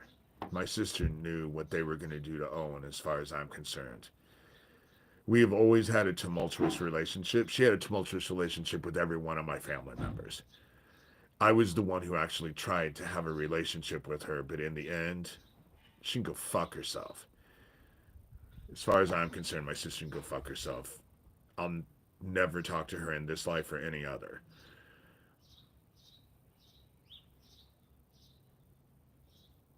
Bad mojo between the two of us. Just don't want anything to do. She is in league with Doug Mesner. You know, she and I got into a fight, and the next day, Doug Mesner started coming at me with shit that only could have come from my sister Kathy. You know, it was my sister Kathy who lied to everybody and convinced everyone that our stepmother was dead for 3 years. And then when I ran into my stepmother at the farmhouse cafe, That night, she called Owen and told Owen that I was crazy and didn't see what I saw. I was just, Lavinia, I don't actually believe in clones. I don't think they're bright enough for clones. I've researched into clones. What I have heard is that every clone that they make ends up dying of cancer. It only makes about 3 years. Clones only make it about 3 years before they get terrible cancers. They die horribly, you know? And so the fact that my sister actually protected our stepmother and knew about Owen before Owen happened. And I think that she was totally okay with it because she was mad at Owen because Owen and I were friends. You know, she didn't want Owen and I to be friends, and she was mad at Owen. So she just let him do what they did. You know, I know, Lavinia. I know. And there's a lot of bullshit out there that they want you to think that they are all powerful and they feed people bullshit so that people think that they're way more than what they are. But let me tell you, from someone who's had to deal with them, they're not all that bright. The big egos, they'll lie to you with every word that comes out of their mouth. But the issue is that they lie to themselves. And then I say that to them, and then they try and aim it back at me. You know, oh, I'm lying to myself. You know, well, I've been in too much therapy, and it'll be a cold day in hell before I let the likes of convicted felons try to tell me who I am. I don't have any interest in it. None. Zero. You know, sucks to be a clone. Very short life. Because only God, the Father, can make life. Well, I believe father and mother. I believe we have a mother too. As above, so below. We all have a mother. It makes sense that we have a mother in heaven as well. The comments are great, Sherilyn. That's the reason why. We're at an hour and 32 minutes, and I'm still going strong because, again, this is the kind of stuff that I like because we're all learning from each other and we're all just. This is when these lives are actually worth it. And notice, I'm not angry when these lives go like this. When I'm talking about all them and stuff like that, I think we have both a mother and a father. I know we have a mother. It was mother who came to me and brought me back to father because I would have never gone back to father because as a kid, I blamed our father for everything. Everything. You know, I had and so it was mother who came to me when I started journeying and all of that at the beginning and led me back to father. It was mother who saved me in so many ways. Not that father doesn't have a lot to do with it as well, because father, and now, right now in my life, mother, I meet mother when I journey, but she always takes me to father, because father has more of a hold on me right now, you know, and that's what we're all here for, Lavinia, you know. And I do have to say, I appreciate your input in here, you know. I know that we've had our issues. I'm hard to deal with. Gov probably knows that better than anybody because I got mad at Gov. And then when I realized that I'm wrong or it's not intentional, you know, that's what I think. Truth. Troph. Trinity is mother, father, and child. You know,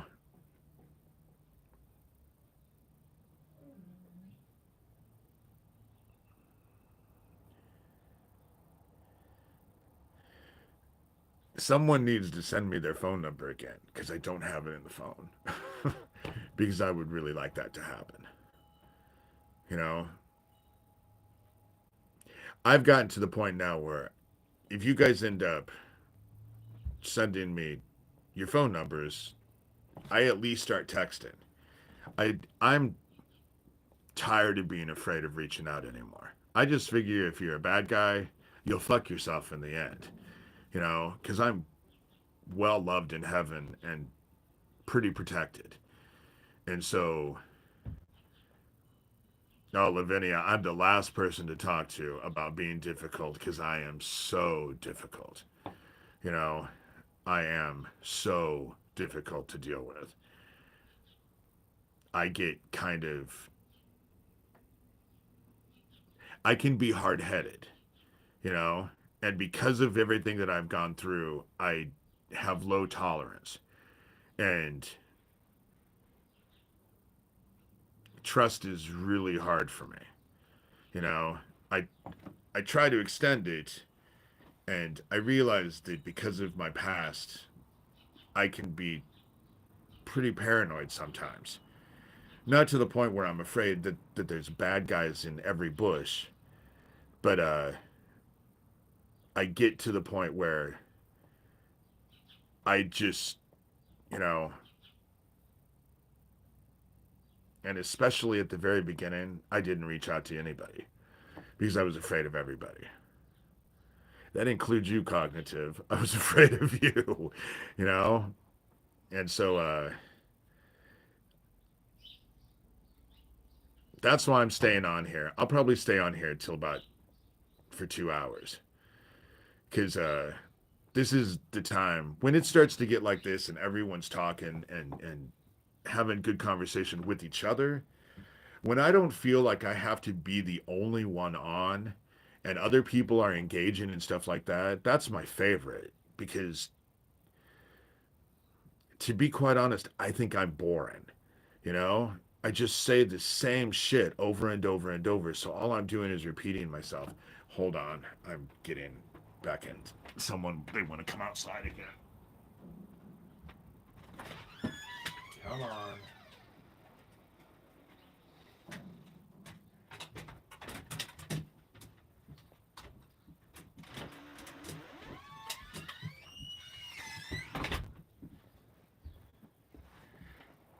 They're like little kids.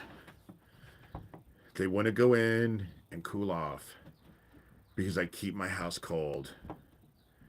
And, but then they want to come back out. And especially since I'm out here, they want to be with me. So I have to let them in and out.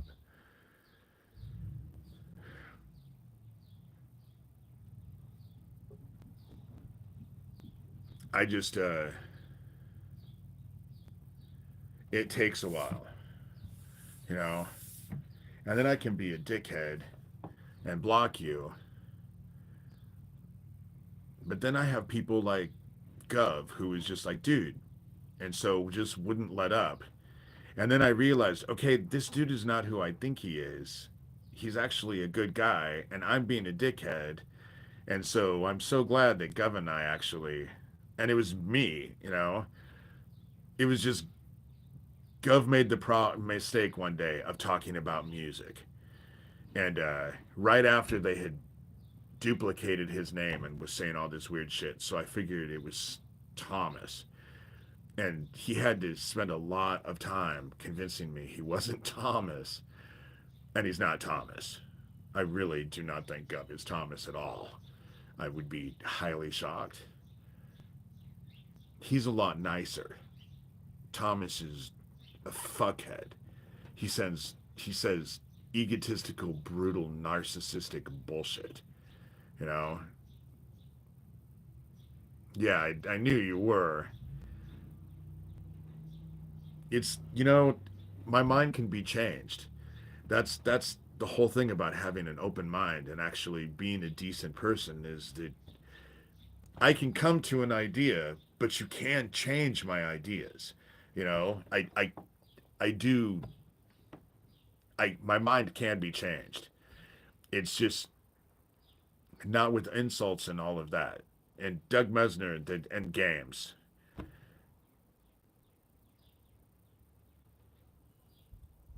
Sherilyn probably would join us, Gov, for dinner. That's why I say it would have to be one of those two where we could just crash at my house because I have a feeling it'd be going for long hours.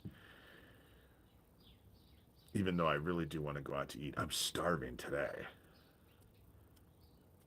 That's how I know that I'm getting back to normal because now my appetite is. I didn't have an appetite for a while. All I was doing was eating soup and drinking orange juice because I didn't feel well. But now I'm back to. I still have, but I don't know if the sinus stuff that I have right now is just allergies now because I don't feel sick. You know, that's just it, cognitive. I need more data or better logic before I change my mind. You cannot get me to change my mind with an emotional argument. Because emotional arguments don't work with me. Because I feel like I'm being manipulated. And so I'm really cautious. But Gov was, I could just tell that the stuff that he was talking about didn't have anything to do with anybody else. And so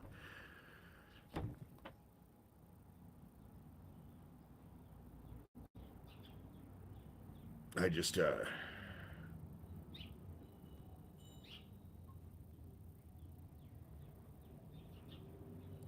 I I love OJ, but I haven't been drinking a lot of it today because I had a lot of OJ. And so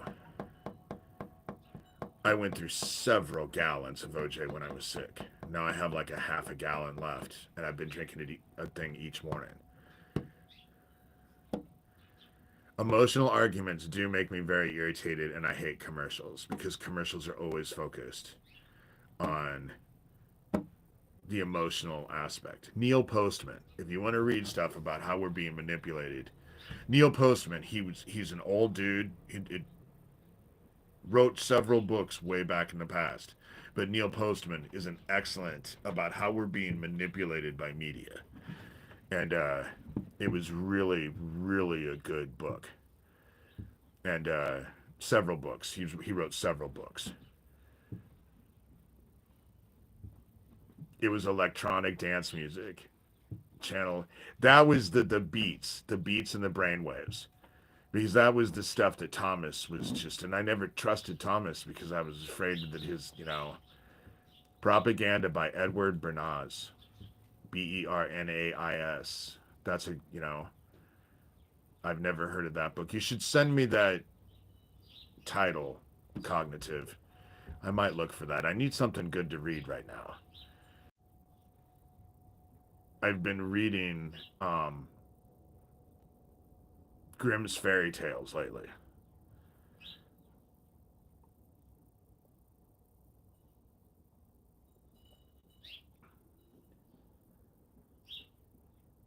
There's a 4 hour BBC documentary online. It's huge.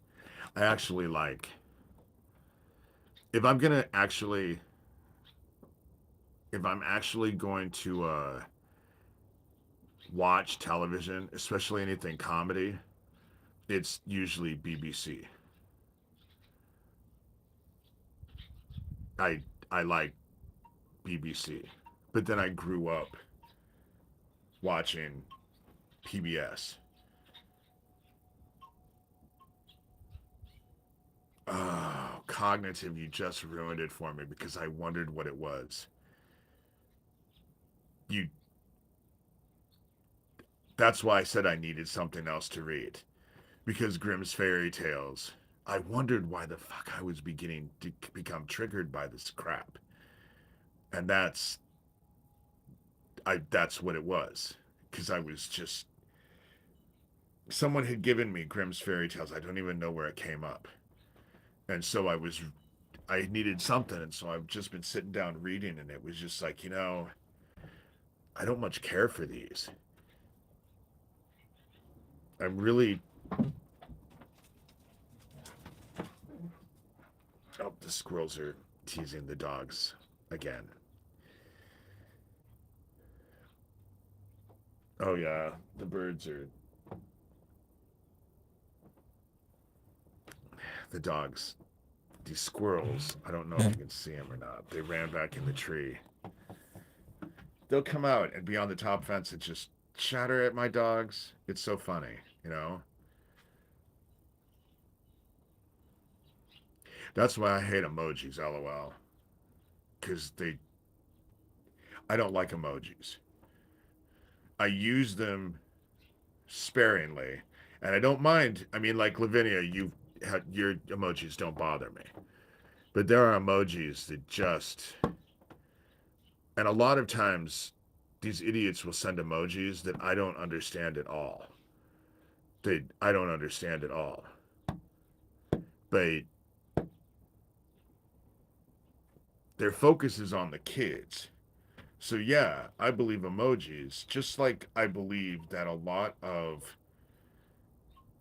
I don't think that it is a coincidence how violent these video games are, shooting people. And they do advertisements on my YouTube and stuff, and I can barely even watch. Edward Bernays marketed cigarettes to women during World War II. That's how women came to smoke.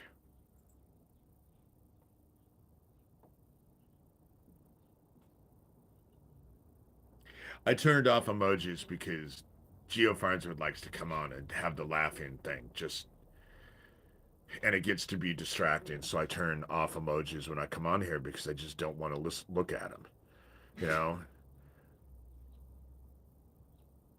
But when the conversation gets really going, it's hard for me to keep up because it's hard for me to, because I only have like 3 or 4 lines on my phone. It's the flooding. It's a distraction. They flood me with those emojis.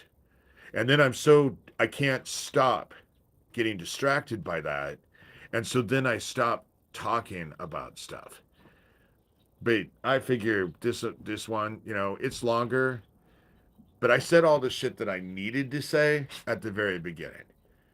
And so then people, if they want to keep watching, they'll get some cool information. I showed some cool books. Other people have given, you guys have given some good titles. The conversation is flowing, it's intelligent. And so I like it, you know? And praying was a great idea, Lavinia, because it chased him right on out. And they haven't really been back since then. But I also have gotten really good at hitting that thing. That's why I'm staying on here, you know? Not that my lives will always be this long. I like to keep them at an hour. But after yesterday, I just decided today things are going well. I have 46% still on my phone. And so I don't see any reason to, get all of the stuff that I need to get out there, all the information, the news, I guess, at the very beginning. And then whoever wants to stay and, you know, deal with the conversation, then, you know, so I'm stay on here for a while. I've been on here for an hour and 48 minutes, but I'm still gonna go. And that's what I like, is when these are positive and people walk away from these feeling empowered and happy and you know feeling good about life, because there's so much out there that is designed to make you feel like shit, stress you out, make you afraid, getting you all upset. And there's so much of that. Who wants that? I would way prefer to fill my heart with love and encourage the Holy Spirit, because that is what's happening here right now. The Holy Spirit has come down into this chat, and we're all talking and sharing and experiencing the Holy Spirit, because that's how it works. You know, compassion, empathy. And it's always interesting when you do stuff like that, you know, and it just, thank you. I mean, I just play my part. It's not so much me, but because of what I've learned how to do, I'm able to open myself up and just channel the Holy Spirit, but it's something that we're all supposed to do. And so, and I want you guys to, LOL, I want you guys to all feel like you're heard. That's why I try to acknowledge everybody that's in here. The things that are being said, True Fairy. I like your name, by the way. It's kind of funny. I have shitty teeth, but that's because I've been poor. And Medicaid and Medicare doesn't pay for dental. Now they pay for dental when my teeth are just crappy, you know? But that's okay, because I'm not looking to impress anybody with my looks. So,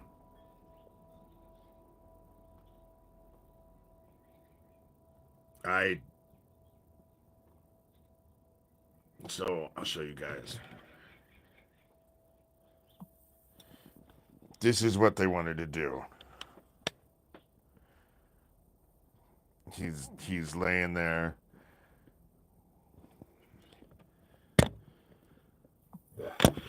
They wanted to be beside me, you know?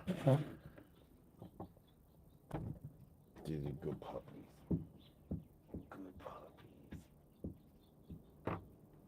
They're very loving. I try, you know? We all have our moments. I have my moments. I can be a dickhead. Oh, you can see the birds. They're starting to come down now.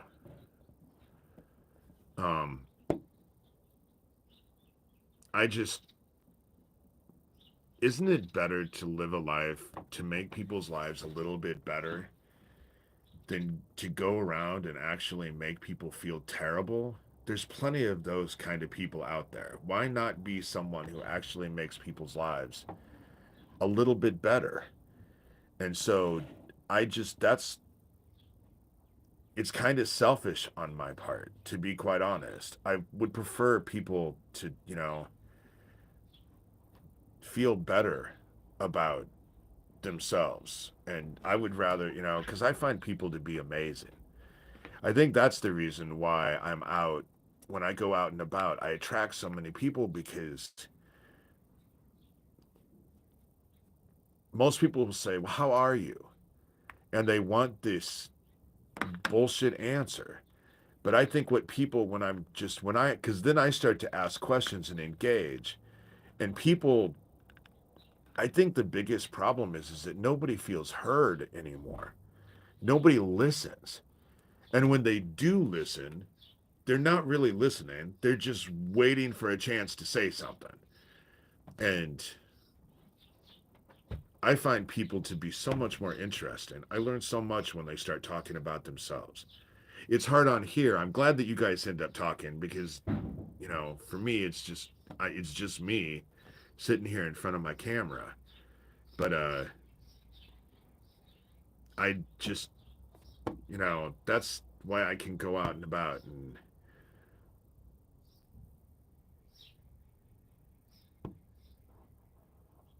thank you. Kids and animals too. It's funny because someone that lives in the neighborhood has a puppy, about a year old, and if I do not say hello to him, he goes crazy. And she told me, that's just it. When I ask you, Lavinia, how are you? If you're not doing well, I'd rather you tell me you're not doing well. Maybe I can do something to encourage you or give you some, something that will help.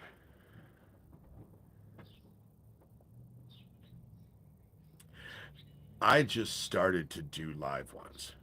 I have been on here for years and I never did live videos. But after I started talking about Isaac Cappy and all of that, I started to do live videos. And then once I did live videos, now I've kind of become a little bit addicted to them because they're just so damn interesting. Getting people to engage. And as in here today, as you guys can see, God blesses me. I attract a lot of really interesting, good people. And so it's fun to come in here. That's the reason why we're 2 hours, and I might end up going 3 hours, And I'm used to bitch about the sewer town because they'll do 3 to 7 hours. And who has time to listen to that? But I just figured that I'll get all the stuff that I had to say out at the beginning because these are just fun to do. They're just fun to listen to, you know?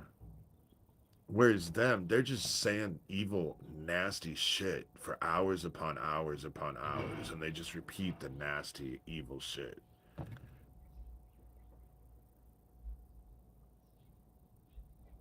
The dude who manages those apartments is over there, so it's not anybody bad. Obviously, things are happening with that apartment building. If I was so inclined, I would go over there and ask, but I'm not inclined. It's none of my business. But no, these are fun to actually do. I think that the lives are fun. Now there are lives that I have done not yesterday, but the last time, I think it was Sunday. That was when my phone screwed up and I ended up having to do 2 parts. That was an awful one. I spent the first 15 minutes yelling. And because I get so frustrated by these dumbasses. I do, because their attacks are just ridiculously stupid. But then I have people who read those. Saki is funny because Saki will actually have the greatest commentary about him. And just, Saki makes me laugh a lot of times because she just has the greatest commentaries on some of the stuff. So then it's hard to actually feel all I don't feel like I'm alone in all this anymore for years and years and years. But for those of you who are survivors, you know what that's like. Feeling like you're completely alone. Not yet. There is someone that I'm very excited about, and we are getting together for lunch. Doesn't live close, but close enough. I my mother, Lavinia, my mother always told me that I had no poker face. That what you see is what you get because I don't have the abilities to put on another mask. I think it's exciting. Or sorry, I've just read LOLs. That's exciting. I think it's exhausting to put on.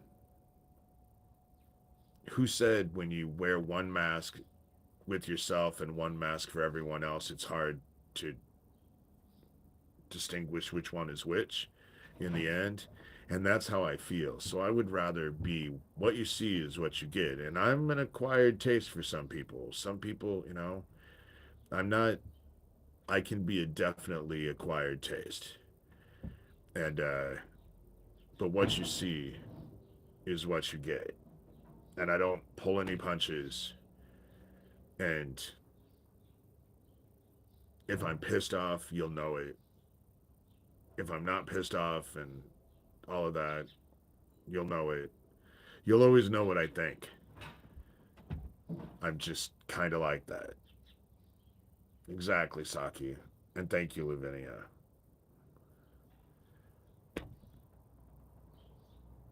And I'm very blessed because I have just. I find that all this pretense and being. That's what I didn't like about my ex. He was always on. And depending on who was around, he was different people all the time. And it's exhausting to do that, you know? And I just never appreciated it. But it also kind of isolates me because a lot of people want pretense. They want to pretend that things are something different. That's what Gov said. Opposites attract. He said that the other day, but then I'll tell you, yes, Gov, opposites attract until they start to repel. And See, Lavinia, I always tell people, if you have a problem with me, you need to tell me that you have a problem with me and why you have a problem. Because chances are, if you have a problem with me, I might figure out that you have a problem with me, but I'll never figure out why. I'm not a mind reader. And so I tell people, if you're mad at me, you need to tell me that you're mad at me and you need to tell me why you're mad at me, because otherwise I won't be able to fix it. Because the whole playing games, trying to guess why people are upset with you it's exhausting. Who wants to do that? And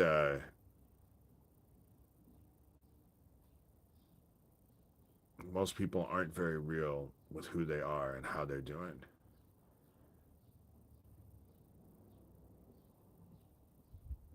I have a problem with your beautiful scenery. I don't chase chaos either, Lavinia. It's my backyard. It's, it's just a small backyard, but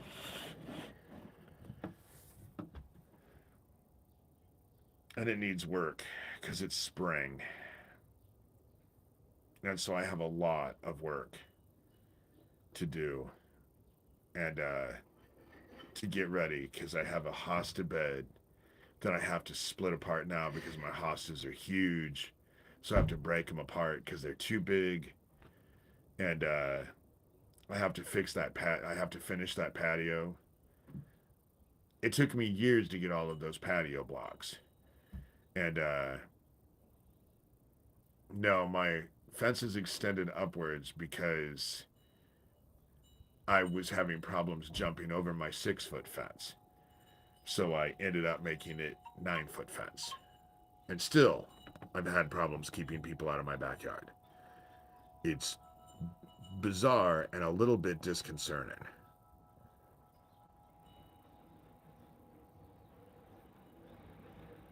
Okay, I agree with that, Gov. So many people aren't real because they don't know themselves. Knowing their ego isn't knowing themselves. Self is far, far, far beyond ego. In fact, my experience is you have to let the ego go to actually get to the self because the ego lies. And, people, they lie to themselves with their egos. Having to be, oh, I love my wind chimes. If I ever had the money, I would go get those great big wind chimes. I've always wanted a pair of those great big ones that sound like church. I would so, but they're like $140, and who can afford $140 right now? I can't even afford food, you know. But then who can? And I'm behind on bills, you know. I'm just, and that's why I get so pissed off because they keep me triggered. They constantly harass the shit out of me. So you guys see the well, no, you guys kind of see because when I'm upset, I can be upset and it kills my sleep and all of that. My PTSD is a definite disability. Yes, I can do artwork and stuff, but I can't do it consistently every day. I can't do anything consistently every day. And sometimes the stress level is so high that I can't do anything other than sleep. And that's the reason why they like to trigger the shit out of me because they know that. And so they just trigger the absolute shit out of me. That's what I want is the Westminster chimes. And they're humongous.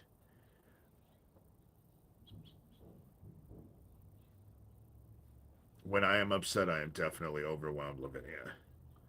You know, I am definitely overwhelmed.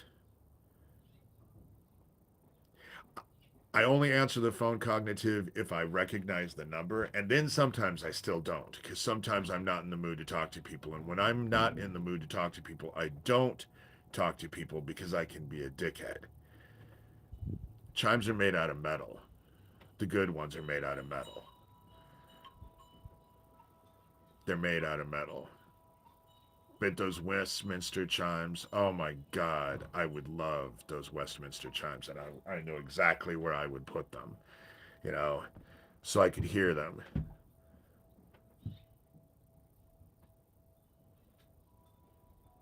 Yeah, Saki says she loves her some scammers. I don't get a lot of people who scam. The unfortunate thing is that when I get calls that I don't know, it's fucking Daniel Dowd or Geo Farnsworth or another one of those fucking idiots.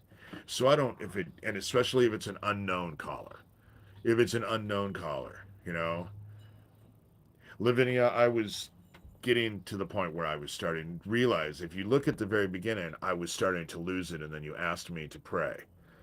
And prayer, invoking the Holy Spirit, always helps me because it just it grounds me and brings me down to, there's nothing I can do without God. There's just, I can't, you know,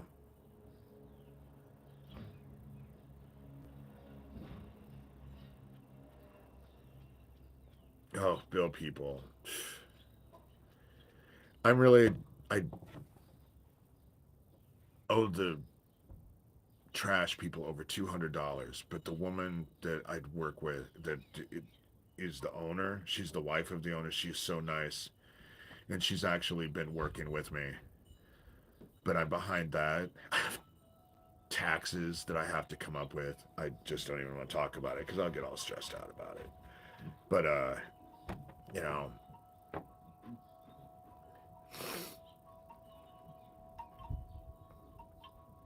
bring back the church bells. And Dowd is so icky. So is Farnsworth. They're all icky. Name one of them that isn't icky. Thomas, icky. Johnny Dubb, who's Lucian Greaves, icky. You know, ugh. That's the reason why I couldn't imagine being on watching their podcast for hours upon hours upon hours because they're just not pleasant people.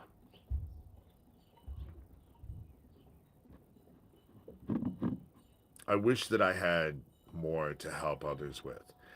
I have old fabric, so I'm going to start doing stuff.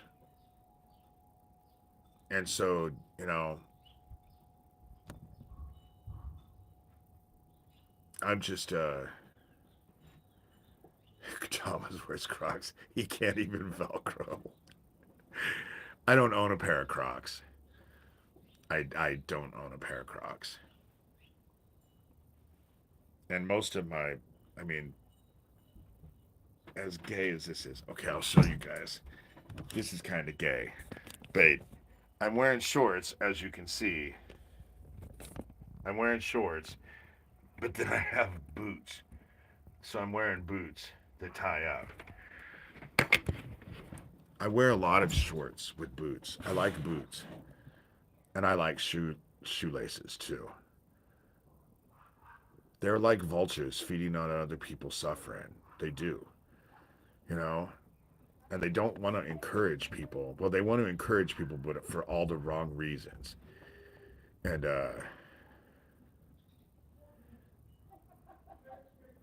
I'm not against Crocs. I just have never owned a pair.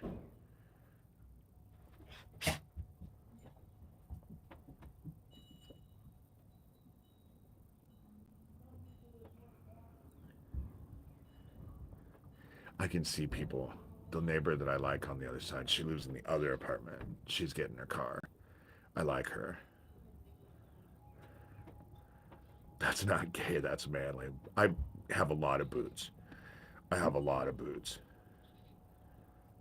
I wear a lot of boots. Especially I mean, it sounds crazy, but I wear boots because a lot of times, especially in the spring, summer, and fall, I'm outside doing stuff. I don't think I own a pair of tennis shoes. I mean, that's sad, but I don't think I own a pair of tennis shoes. I have a pair of sandals. I have three pairs of sandals. And but when I'm outside and you're going to have to dig or something like that, you can't dig. You have to have boots on. And so I wear boots a lot. And so, and we're at 210. I'm at 210, but still, I'm going to just keep going because this is kind of fun and it's really relaxing. It's 2 o'clock here. No, it has to be more than that. It's 3. I haven't turned that clock yet. It's 3:10, but this is just so much fun and so much, it's so relaxing to actually just sit in here. I was a landscaper and we all wore boots and shorts. I wear a lot of boots and shorts. I and black socks. Sometimes I wear white socks, but I don't like white socks because white socks get icky dirty. I don't go barefoot. I have prissy feet. I'll walk outside and step on a rock and then be in serious pain for it's just not worth it to me. I have a little chime that has bunnies on it, and the dogs hit it with their tails, so that's what you just heard. You have to go barefoot for quite some time to get calluses, and I am like the opposite of Asian because I wear shoes in the house. I don't take off my shoes in the house. In the wintertime, I keep the house so cold that my feet get cold. And so, hold on. Someone wants to go in. Okay, hold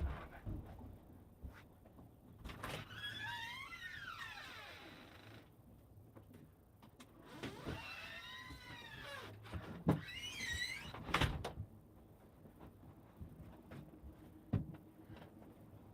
She sits out in the sun and gets hot. I do have morning glories by my fence. Or those are. Well, here I can show you guys. Since you guys have already seen my backyard, I'll take and show you guys the stuff that I've planted.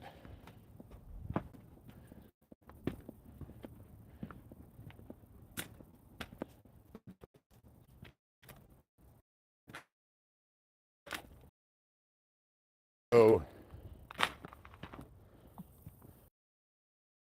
they haven't grown in, and this is all the stuff. I'm kind of embarrassed because I haven't gotten stuff up yet.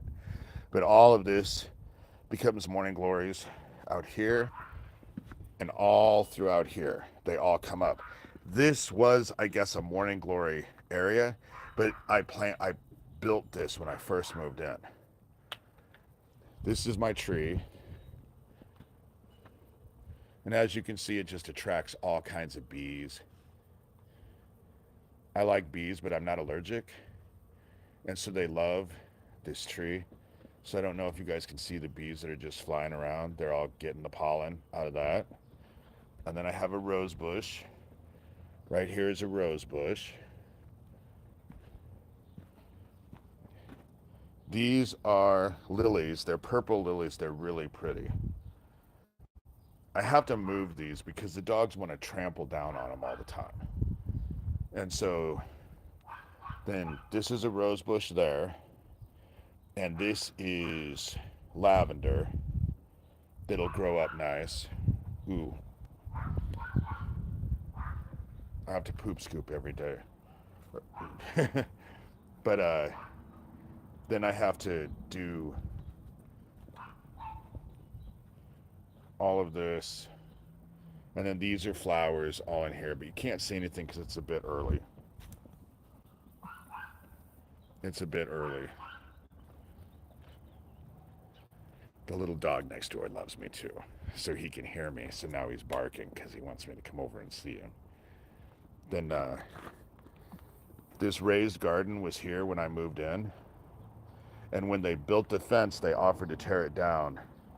But I love this. And so it has flowers that grow up in here and here. And then I usually put a couple vegetables here. But then I get that it's a weed, but morning glory, and so he grows in for morning glory.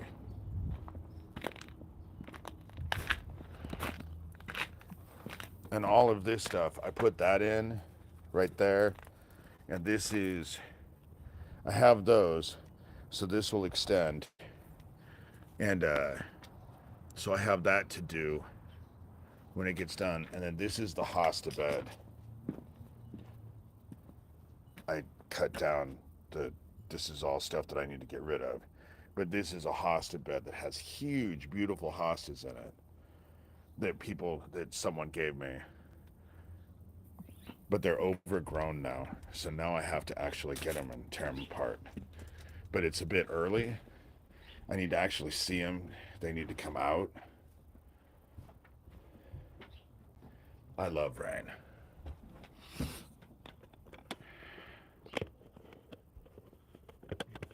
Hostas. They're shade plants that bloom in the fall. And so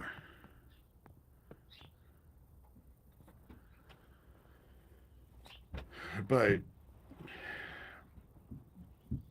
I was really blessed. This house was a blessing because I was starting to lose it in Erlin.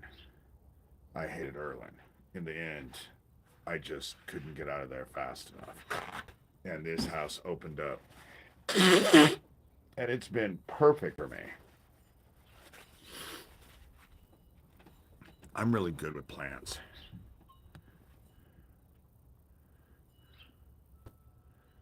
I like people with ADHD,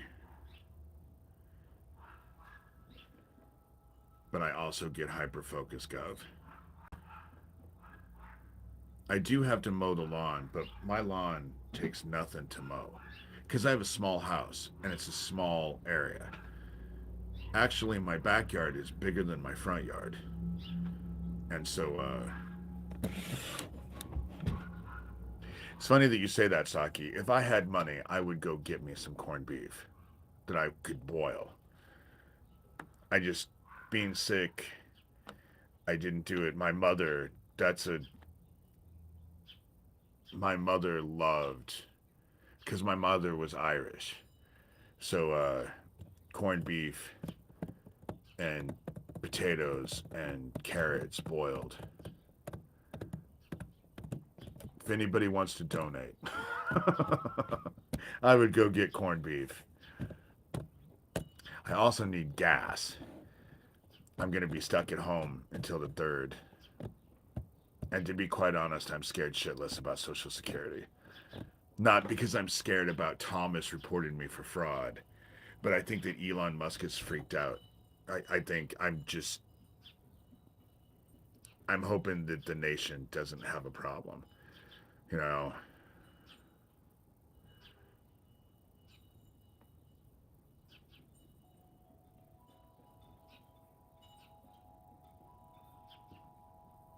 they have some at Hy-Vee right now. It's $10. I think it was $12 for a package. Ooh, I don't much care for hash.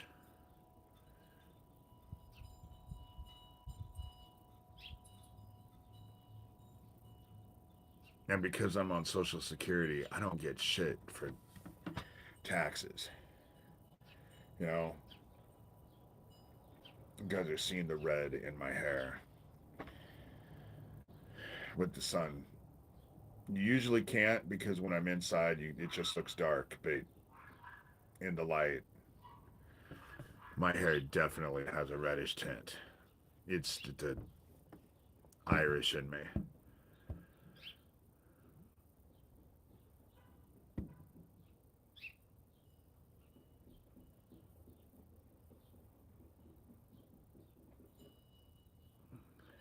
Oh, great.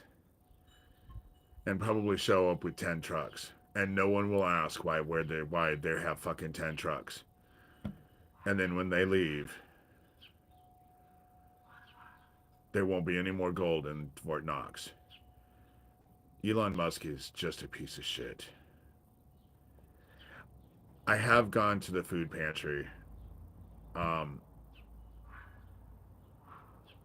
and the last time that I went, it was great. But we have one in town, and you can only go 4 times a year. And I've since and it starts in October. So since October, I've already gone 3 times, and so I'm just afraid that you know when you don't eat a lot and you start to starve after like 3 days, you're not hungry anymore. The unfortunate thing about it though is then I end up getting sick because that's I stressed out and I'm trying to get into the sewing stuff because I'm trying. I got that long arm years and years ago when I came back from Washington. I bought that long arm with this brilliant idea of opening up a business and doing artwork and stuff like that. But it hasn't worked that way. And a lot of times, what ends up happening is that I end up making stuff for people that I end up just,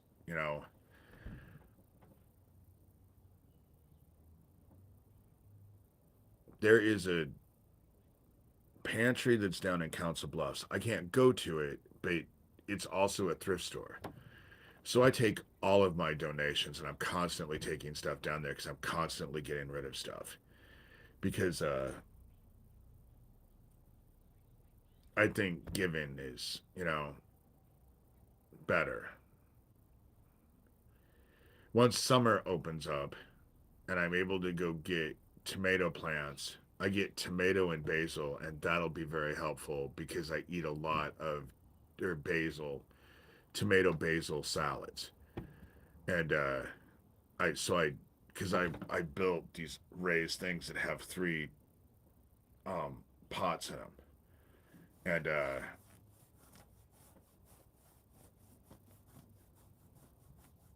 I eat a lot of stuff. I can take you guys down and actually show you my machine. I should get off here soon, but I showed my long arm yesterday, and it's interesting. It's old. It's really old. It was 20 years old when I bought it because it was used. But it's old. When I moved into this house, this basement was just a basement. And I ended up redoing the whole basement.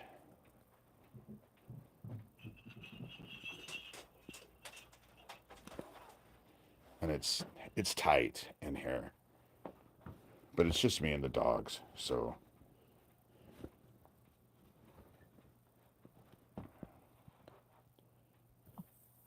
mine is a fun quilter. And see, it's old. It's definitely not computerized. I spent as much money on the rack as I did the machine that was used. And this is what I'm working on right now. I'm making this for an older woman. And so I end up drawing, or this is tracing paper. And then I end up, that's the quilt. I don't know if you can see. So see, this here is this when I quilt it. And so this is just a little lap quilt that I'm working on. But this is, I do a lot with color. I like color. And then I'll show you guys. So I do all kinds of weird stuff. This is a bag that I worked on.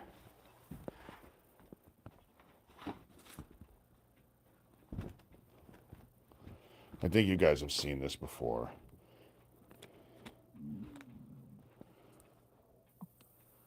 But see, this is a bag that I worked on. This is there. And then it's just faith is being sure of what you hope for and certain of what you do not see. And these are all cut out. And then I sew that in kind of with an embroidery thing. So that's, you know,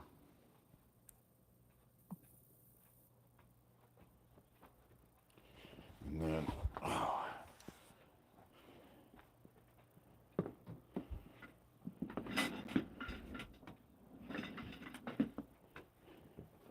And then I made this. This is Tibetan prayer flags. So hope and faith and passion and love and endurance up there. And then the sun and the moon. And then that was a thing that my mom had, this iron-on patch. And so I did that. And health. And then the trip that I took with Michael to the Florida or Hawaii, and peace,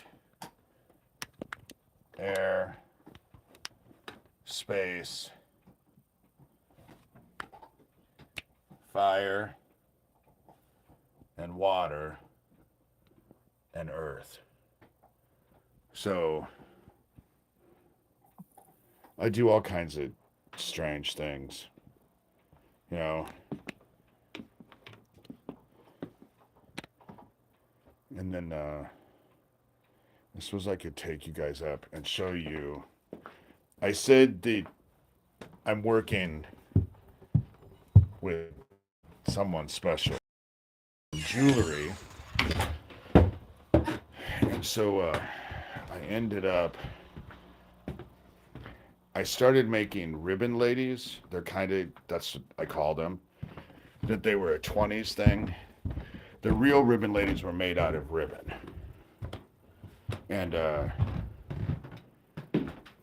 I don't do that. But I'll show you guys. I've shown you this probably before. I don't have much of my artwork left anymore.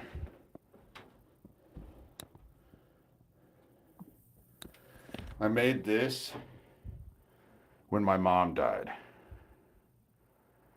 And then this is what, like, I hang jewelry, so she has earrings and a hair tie and roses in her hair. And then I make it with ribbon and all that.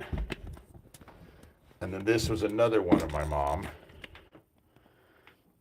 It's more 20s. And so she has the thing in her hair. And this is the necklace thing that I put on her. And then just like a fancy dress thing.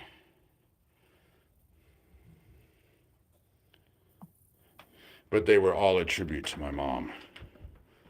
You know. And so I'm going to start making more of those. And I'm going to sell those. And so my house is really nothing special. They call it a story and a half. Because I have 2 bedrooms upstairs, but you can't get any furniture really. I couldn't get any beds upstairs. It really kind of sucked. I couldn't even get a real desk up there. And so it was kind of crappy. But for me and the dogs, this house has been great. You know? It's not worth a lot of money. I only spent $60 when I got it. But it's comfortable. And I would hate to live in a mansion because as it is, this house is hard to keep clean.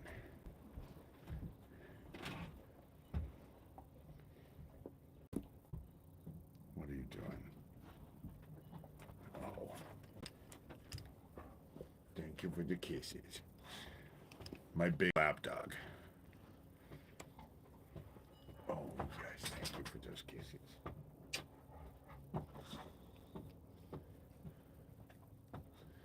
There are a lot of windows. I like windows I just hate summer because it's hot. It is a home filled with love. You know, a 90-something-year-old woman lived here before I moved in. And she had gone to a home and then passed away in a home. And so her grandson sold this house. And it was,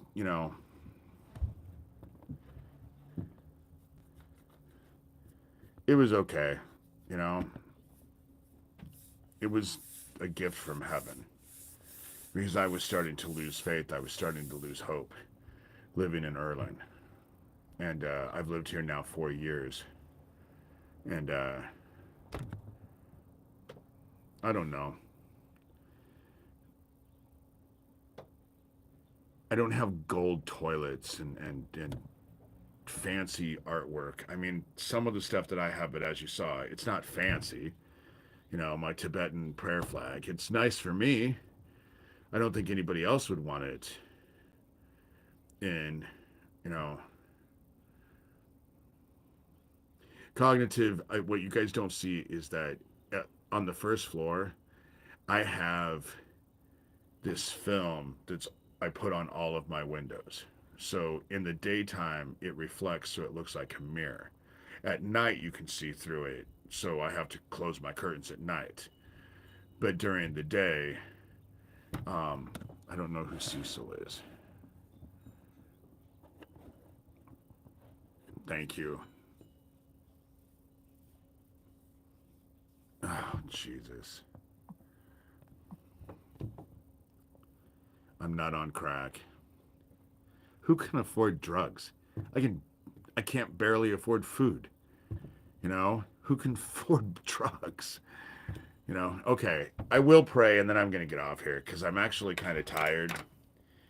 And I'm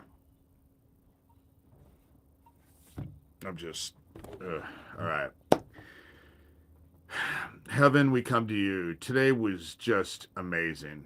I thank you for the community and the sharing of ideas and just I have to say that I'm a little bit nervous for letting people in to see so much of my life, but it also kind of feels freeing in a way. Um, I'm I have humble surroundings, but I like them, and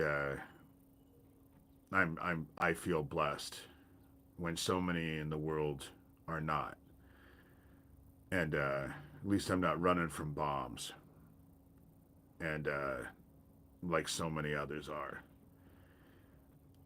I We thank you for bringing us together and giving us this time. I hope that this was uplifting for people and that people came away feeling good about the situation and themselves and felt empowered.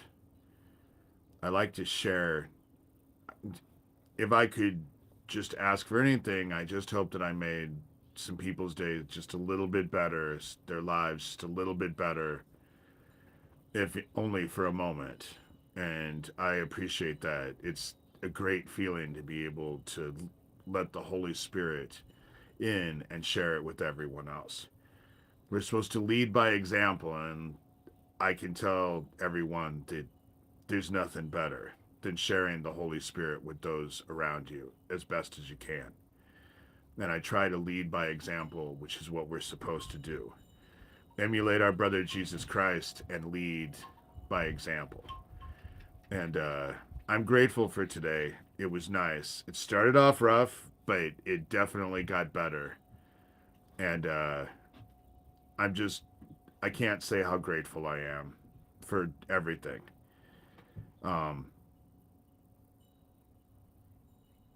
I wouldn't mind if you brought finances a little bit better, but I think everyone is feeling the exact same way. We're all kind of stressed, and eggs being $7, it's $7 to $12. we're just at some really rough times. And I ask on a personal level that you know, help me be grateful for what I have. You know, again, I'm not running from bombs. And that's, I think, a lot of us. You know, help us to be grateful for what we have and not look for something else. I rarely look for things that are better because I think things are, you know, I don't need to have the next best thing, and that there's a freeing to that.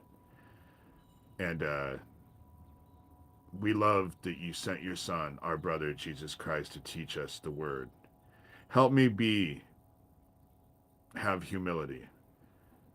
Those around me, help them to have humility, to actually, you know, hear and be influenced by the Holy Spirit. And your son, our brother Jesus Christ, was the best teacher, and we are grateful and honored that he came down and loved us enough to actually show us the way, teach us the word, and we'll be eternally grateful. We say all things in your name. We live to glorify you, to glorify the word. That's what we're here for, and we appreciate the opportunity that we are given to do so because there's nothing that's better. It's the best thing out there. And your son, our brother, taught us that. And we say these things lovingly and gratefully in your son, our brother's name, Jesus Christ. Amen. Guide us towards discernment. You know, give us faith to know who to trust and not be, you know, that's just lead us not into temptation, but deliver us from evil. That's, you know, lead us not into temptation, but deliver us from evil. And because evil is so, it influences and lies, and I'm Orthodox Christian. Very cool. Jesus is the way. Jesus, as a survivor, Jesus is what saved me. I've said it before. I was so angry with God that when I went and started studying the Word and the Gospels of Jesus Christ, I went in with the whole intent to rip it apart and discredit it. And after a while, I realized that there was no way to discredit it because it was the way it was. It was infallible. It was the way things work. It was the way things are. And that was when I realized that it's all about the word. And that word is love.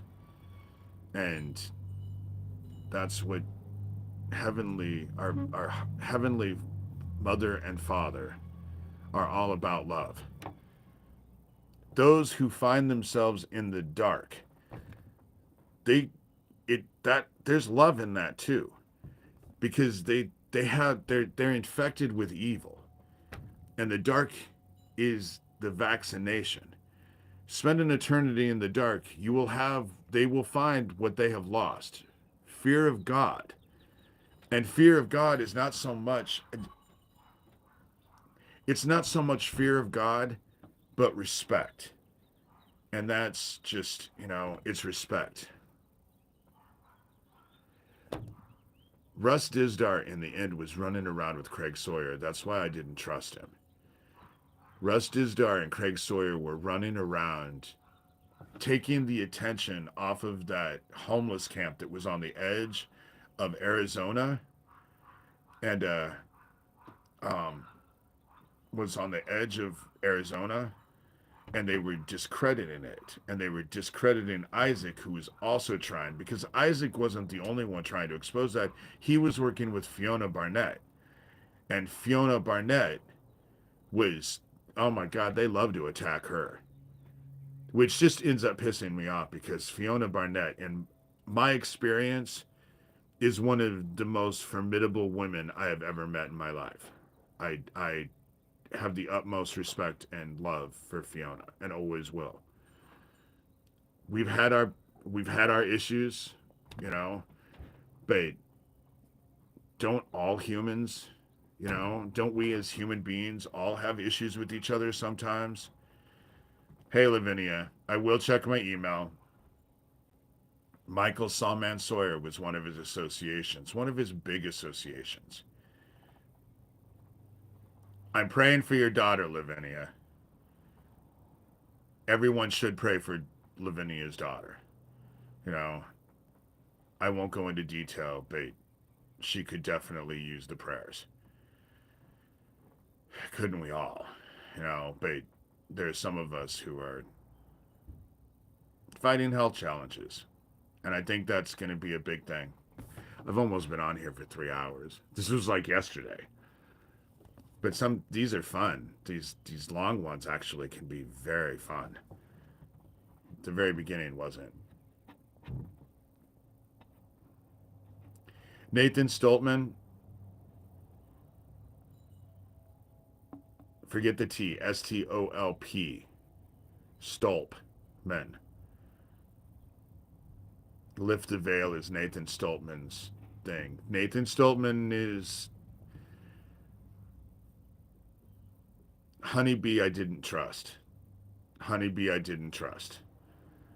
That's why she was there and then she wasn't there anymore because she got caught. No podcast for 10 days now. That is concerning. Concerning. HMU has driven past in that alleyway 3 times now.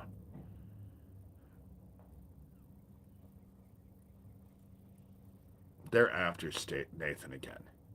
They're on top of Nathan. And I don't think it's necessarily about me. I think they went after Nathan because I started talking about Nathan. When that time that I prayed for Nathan, I think they started focusing on him again.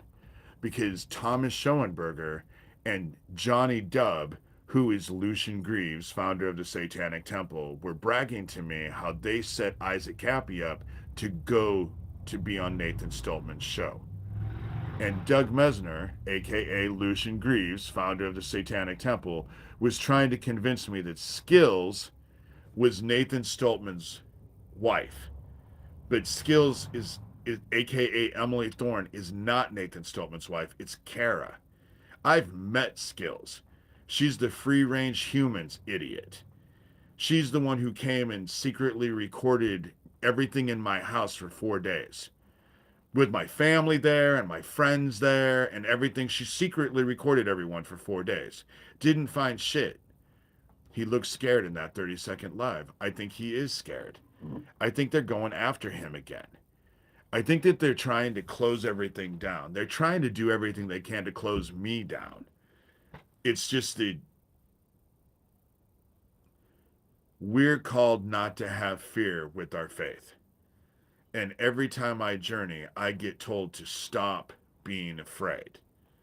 And so I've really started to try and work on the stress and not be worried and, faith, be sure of what you hope for and certain of what you do not see.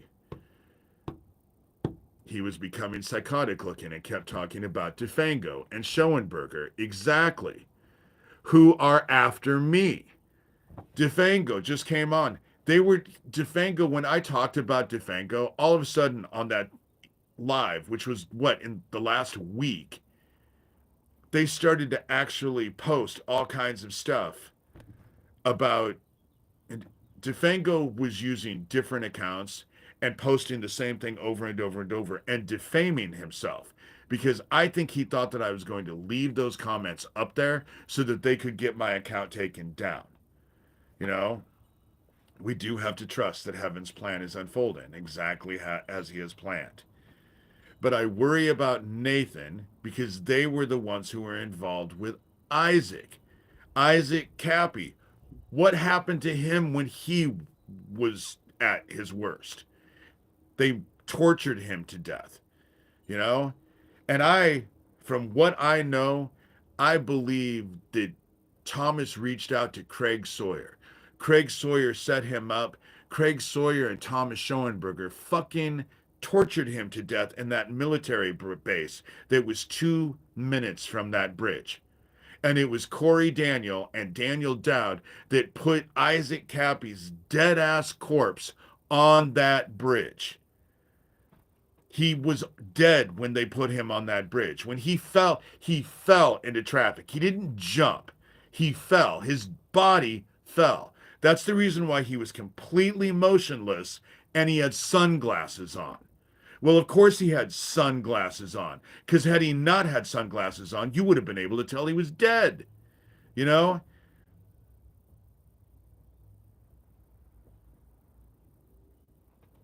But Nathan can't stop and won't stop either, because the whole thing about it is that in the end, we get martyred. A lot of us get martyred. That's why I'm not afraid, you know? If they come for me, then I'm just one of those who gets martyred.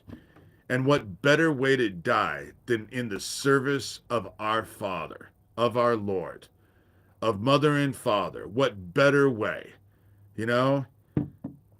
But I think that they don't do that to me because it'll end up making me a martyr. It kind of made Isaac Cappy a martyr, but, I'm hoping so.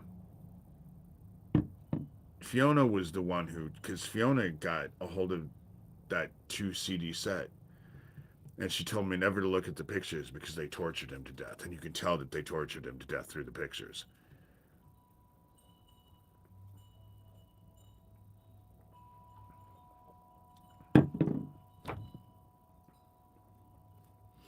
But they tell me that they're going to.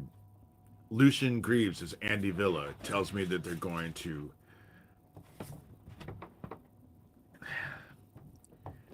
The squirrels are teasing the dogs. That's what ends up happening. But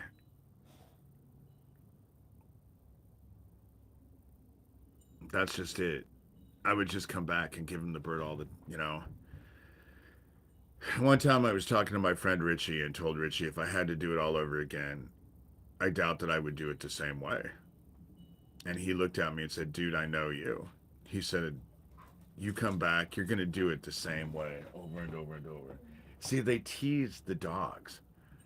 This is what they do. You can see they're just teasing the shit out of my dogs. They do it all the time. And when I'm out here, those squirrels, I think if I handed them peanuts, they would take it out of my hand. Because they are just fascinated by me. They are not afraid of me at all. They sit on that fence with those little tails and just. And you can see what is happening. It's just fun to watch. It is fun to watch. But Richie told me I would come back and do the same thing. He was just like, "I know you, David. You would not be able to help yourself." And he's probably right. Fuck them and their evil shit. They're just fuck them and their evil shit. I would tell them to kiss my ass, but I would be too afraid they would take me up on it.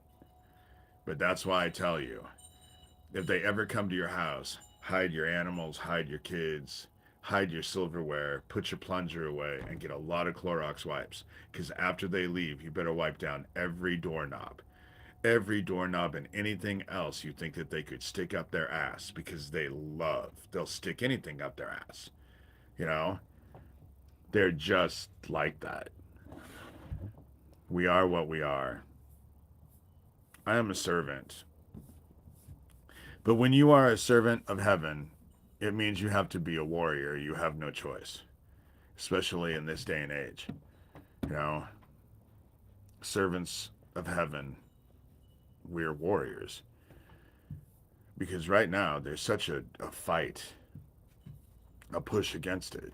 I know, Cognitive, it was quite the image, but unfortunately, it's a realistic image.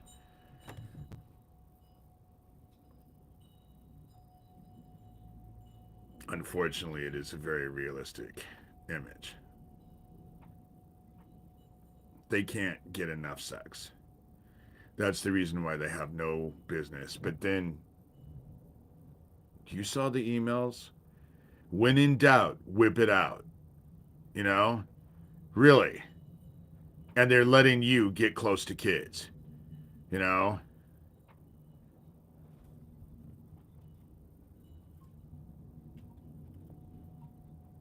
They took my whole can. And I'm pissed off about that laptop. Not because I'm pissed off about the laptop. I didn't give a shit about the laptop. But the leather case that it was in, I'm pissed off about. You know?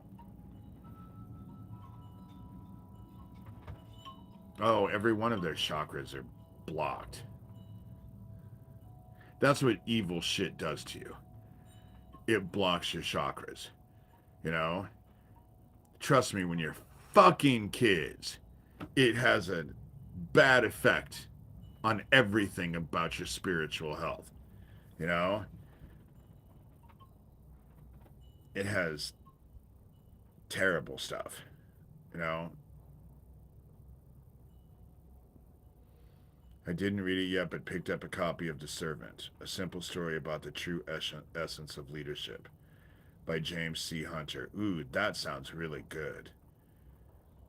That sounds really good. You could send me that title too. I need some stuff to read. If I had money, I would go to Omaha and I would go to the used bookstores. You know, I definitely need something to read. The only thing that I haven't read in my thing is that Illuminati trilogy thing, and I've had it for 6 months or more, probably a year, and I ordered it on Amazon. I found it for $7, but I just can't. Stress and confusion, Michael. The stuff that you're talking about is stuff that I've dealt with. You know, there's no forced entry. They can let themselves in. It's like they have keys, and there is residue and spraying. You know, I don't use my library because the head librarian, they were using to help set me up. And so I don't trust her. And so I don't go. You can send me emails. David at davidshurter.com is usually the best email. You know, I will warn you though, when I respond, sometimes I never give long emails because I'm doing everything on my phone. And so it takes me forever. And there's a lot of typos on my phone. It When I send out an email, it looks like I'm an idiot. Like I don't, because I don't pay a lot of attention because I'm having to just use my thumbs.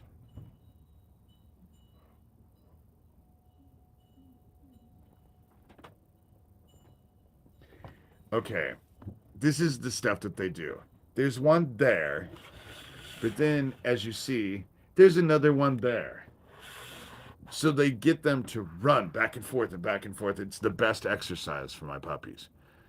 They just adore it, you know.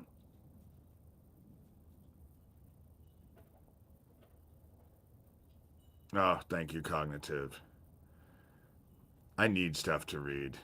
I need to go find something to eat. Okay, well, I'm going to get off here, guys. It was great. This was so much fun. Hopefully, my stuff don't end up doing these 3 hour long ones, but I have to say that the last couple of days, I have told that they do communicate with their tails. They do. And like I said, I think that they would be my pets. None of them are afraid of me. And I can sit out here. When I don't have the dogs out here and I sit up here, they'll almost come up to me. I bet if I had peanuts, they would take peanuts out of my hand. You know, it has been a lot of fun. Oh, Venmo and PayPal are just D Shurter. My initial, my first initial, obviously David, so it's D, and then Shurter. That's PayPal and Venmo. And my email is David at davidshurter.com. That's the best email to get because they can't fuck with that one. And these are fun chats. And since everyone, so many of you guys are in here, that this is just,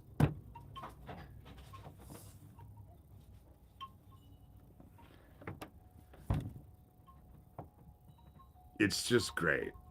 I really appreciate these. You know, I appreciate you guys. They're fascinating conversations. Could you imagine if we all got together for dinner sometime and actually, it would be one of those that would go into the night. We might have to get a retreat for a weekend because I think it would go, it, we wouldn't have enough time, you know? And so it would just be a constant. But I think that God is drawing us all together. I think there's an army of us here. I think we're all from heaven. We're all warriors from heaven, and we're all being drawn together, especially now, because we're all being infused with the Holy Spirit. That's what I feel that the last 2 days that I've done these long ass lives. I think that what's happening is that we're being infused with the Holy Spirit. And so much energy is coming from the sun right now, and so much stuff is happening that we're all just being, you know, and I am grateful and honored and humbled to be a part of it. You know, I'm humbled that you guys come here and actually hang out and have conversations, you know. I love purple. That's why I'm wearing my purple. I like the color purple. I probably don't look very good in it, but I love the color purple. But I understand what you were saying, cognitive. It's just funny that you said purple. And I was just like, well, I'm wearing purple today, you know? And I put this on specifically because I wanted to wear purple. And now they're just chirping at the dogs. Just chirping at the dogs. But we do have to get, you know, the whole thing about it is that I just hope that you guys actually watch these lives, and then when you get off here and you go out and about, you're inspired and full of the Holy Spirit, and you find someone and actually share it with them, because it's like everything else. You share it, then they're gonna share it, then those people share it. You know, it's like that. And there's just too much dark, ugly ass shit out there. Who wants to deal with that all the time? You know, it's so much more fun. Yeah, I love to cook for people. I don't now. That's the saddest thing about this 3 season porch, because when I first lived here, it was, I entertained, and Owen loved my food. And I've had lots of people come and eat, and now I don't have anybody who comes and eat. It's just me and the dogs, which I'm fine with because that's the way it was when we were out in Washington. It was just me and the dogs. But it does, you know, it's not all that fun to cook for yourself. If I had money, I would actually go get. But sake now, damn you, got me hungry for corned beef. Because now I'm not sick anymore. And so I would boil some corned beef and some potatoes and some carrots. I don't cook, yeah. Saki, I would be over at your house all the time because the shit that you do is fascinating to me and it would be fun. You know, you do have Amish ways. I would just love to do that. I would even I would be the one who would churn the butter because I don't mind that. You know, I adore you as well. I adore all of you guys. You know, and cognitive, send me that email. I will definitely. I probably won't talk a lot on the phone. Usually, some of you guys I talk, but it gets exhausting. But I just think that we're all being brought together. And I think that we're all meant to inspire each other. And I think that's what we've done today, too. It's not, has, yes, it's my live, so you guys have to look at me. But you guys were so interactive with this that we're just doing it for each other, you know? And I think that that's an important aspect of this. I think that we're all supposed to. I think that God is bringing us all together because we all have a mission, and that mission is the same mission. It's different facets of the mission, but we're all here to glorify God and glorify the Word and try to do as much as we emulate it. And when I say that, I can feel, I get goosebumps when I say that, so I can hear the truth in what I'm saying. You know, see, that's just it. Quick calls. When I talk to, because I talk to Saki on the phone sometimes, but they're quick calls. You know, it's just they're quick calls. I haven't called Gov yet, but that's because I have a feeling that if I talk to Gov, we would end up getting into a long conversation. If I had my way, at one point in time, we would all converge, at least for a weekend. Maybe kind of have some sort of retreat thing where we could just all get together and be in each other's presence and have good conversation. And, you know, I think that that would just be truly something special. And Silver Dollar City. That's an interesting area. I haven't been up there since I was a kid. It's hard for me to leave because I can't take my dogs. And I can't just leave my dogs, obviously. And it is about being an army of God. All the networks are coming together. I think that we all come in here and then each one of you are going to go out because you're all going to form your own network as well. You know, it's that's I think that's what's happening is that we're all starting to inspire each other. God is working through all of us as us to inspire others. I think that there's a whole I've always thought that there was an army of us from heaven. I knew I was not the only one. And there's a strength in that, realizing that you're not the only one. That there's other people like you out there. And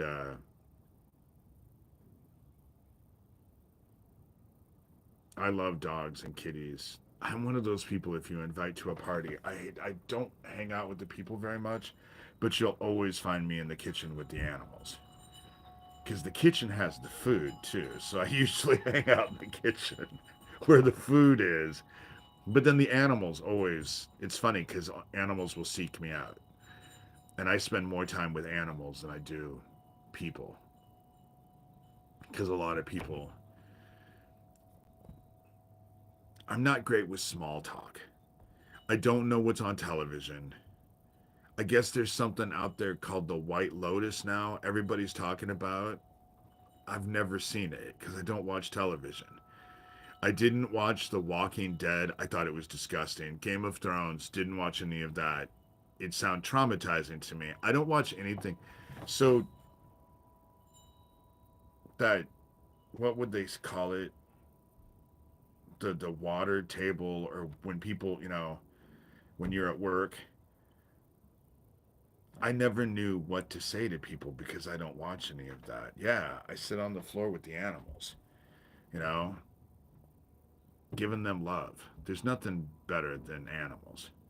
Water cooler talk. Thank you. That's what it was. Water cooler talk. I was never good at water cooler talk because I never know the new stuff, and I don't watch television, so I don't care about any of it. You know, not like I haven't watched television before, but not like most people do. You know, the last thing I watched was it was on Tubi, Vicious, and it was two guys that are famous guys. It's it has to be English, but it's about two old gay guys and their friends and all of that. And if you want to watch something that's just hilarious, it's called Vicious. And it's called Vicious because the two gay guys are lovers and they just criticize each other all the time. The whole thing, that the whole I think there's like two seasons of it, and it's a hoot. And the one woman, there's a woman in there. I love her as an actress. She was the tall woman in Harry Potter that was in part of the girls' school. But there's a movie that I kind of like. But I like cerebral movies. You know, Broadmoor, a BBC mystery series. I'll check that out. I like BBC because it's more cerebral. I think that American comedies, I don't find fart jokes funny. I mean, I guess it's just me, but I don't get fart jokes and raunchy stuff and all of that. I don't find it funny. In a way, it almost makes me feel uncomfortable. I guess there's a part of me that's a prude. Mr. Nobody. I think I've heard of that before. Who's in it, Gov? God, I'm at 3 hours and 6 minutes. Nobody's going to watch this live. But that's okay, because this live today is just for me. Of course, I'm going to have to end soon, because I have 11%. I haven't seen White Collar either. But I love British comedy. You know, I love British comedy. There was a comedy series that was about a department store that I used to watch when I was a kid. I loved that one. Monty Python was great. Jared Leto is in Mr. Nobody. I'll have to check that out. I kind of like Jared Leto. I know he has a reputation, but Morbius, people just tear that movie apart, and I kind of liked it. I mean, I'm not big into superhero movies though. At least it was Biden, and I didn't like Batman. It was too dark, so I didn't.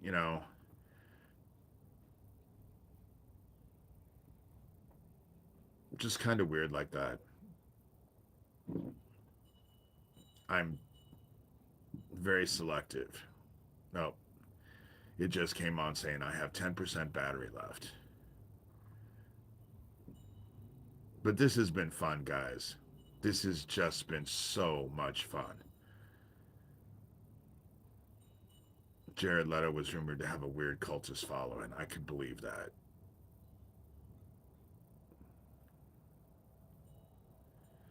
I love The Princess Bride. I loved The Princess Bride. One of my favorite movies. I think that Jared Leto is an MK Ultra. It's just the way he is. But he's not. I don't get the creepy feeling like Johnny Depp. I can't fucking stand him. Can't stand Johnny Depp. And I can't watch movies with him anymore. I never really much cared for Pirates of the Caribbean, but Chocolat, I loved it because I loved the people in Chocolat, not so much Johnny Depp.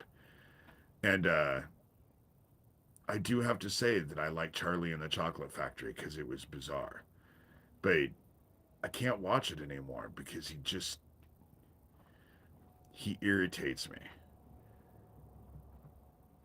not he didn't used to irritate me so bad. I mean, he did kind of irritate me, but when he got that matching tattoo, that matching Satanist tattoo with Damien Eccles, that was it for me. I was, for some reason, that pissed me off so bad, you know? And he's always fawning over kids. And you want to know who the pedophiles are? They're the people that, as adults, want to go hang out with kids. That's who the pedophiles are. When they want to go hang out with kids, you know? Because adults should hang out with adults, shouldn't we? You know? Kids are fine, but I don't have anything in common with them. I don't know what to talk to them about. You know, I'm nice. It's not like I'm a dickhead, but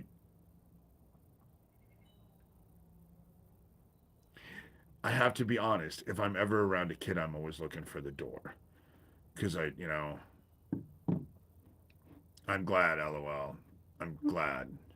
I like to make people, I like it when you guys actually feel good when you leave here. You know, I know I'm a grumpy old dude. I just don't have anything in common with kids. And so they kind of make me uncomfortable. No, they don't make me kind of uncomfortable. They make me uncomfortable. You know, I feel awkward around kids. I don't know what to say. You know, I had some Mormon friends, Cameron and Julia, and they had kids. And their kids always, whenever I went over there, they always wanted me to go jump on the trampoline or go upstairs, and I felt bad because I always said no. And then Cameron and Julia were in the kitchen one day, and Cameron was just like, "You can go, you know." And I finally had to tell them, when I come over here to actually to hang out, I'm coming to hang out with you, Cameron and Julia. I'm not coming here to hang out with your kids. I have nothing in common with your kids. You know, I don't want to play tea party. I don't want to go jump on trampolines. I want to sit down and actually have an adult conversation with adults. And and so I'm not going to yell at kids that are on my lawn. I'm not like that. I'm not that grumpy of an old dude, but at the same hand, don't ask me to babysit your kids cuz I won't. I have no interest. It would be hell. And not just for me, for them too, because I would feel awkward and they would probably feel uncomfortable because I felt awkward, because I wouldn't want to do it. So I don't do it. You know, kids are great when they're with their parents. But if you start a sentence off with my mom and dad think, I'm not the one. I'm not the one. Times are crazy right now, Amy. Times are crazy. That's the reason why I kind of like these lives, because it gives us a time to actually reflect and come together and just be, you know? I guess there's no other way to say it. It's just, it gives us time to just be ourselves. And that's the reason why whenever I do these things, I always say it's not for kids. I don't want kids in here. I don't, you know, I'm not anti kid. I know I sound like I'm anti kid. I love kids when their parents are with them. You know, I'm glad, lol. You're fun to talk to. I'm glad you're in here. You know, I appreciate all of you guys. I do appreciate all of you. I wouldn't be on here for 3 hours and 13 minutes if I didn't. These are so much better than actually doing the videos where I never let anybody comment and stuff like that. I did not realize what a blessing heaven was offering me when it told me to start talking about Isaac Cappy, which was not so much of a blessing, but to open up comments. I just never realized opening up comments how amazingly great it would end up becoming. And that's the reason why they want my channel down so bad. But now I hardly even talk to them. I'm grateful for you, Saki. Did you by chance watch that video? I guess it has now sound to it. He had to redo the video. Lucky me, he wanted to redo the video. So the upside down cross and the cat playing. I love watching animals, but God only knows what he's saying on there. And with the upside down cross, I have no interest. I have no interest in any of that Luciferian bullshit. I don't even entertain it. I just don't care. Oh my God, cognitive. This is a 3 hour and 15 minute live, you know. But yesterday was fun too. That was only an hour and a half. The first hour and 38 minutes, the first part was great because Gov was asking me questions because we were making it so that he could send it to the FBI and people could actually send. They knew that the cross was upside down. They're Luciferians, you know. Today, Doug as Johnny Dub was sending me stuff 666 and all of that. They send all of this weird ass bullshit, you know? So God only knows what the talking was. I never watch their stuff. I'm not interested in it. They only do it to irritate me anyway, so why would I give them the pleasure? I'm not even going to give them the pleasure. Fuck them, you know? I'm just no interest. But I'm doing the very thing that I criticize them for because I'm doing a 3 hour and 16, it's 3 hours and 16 minutes.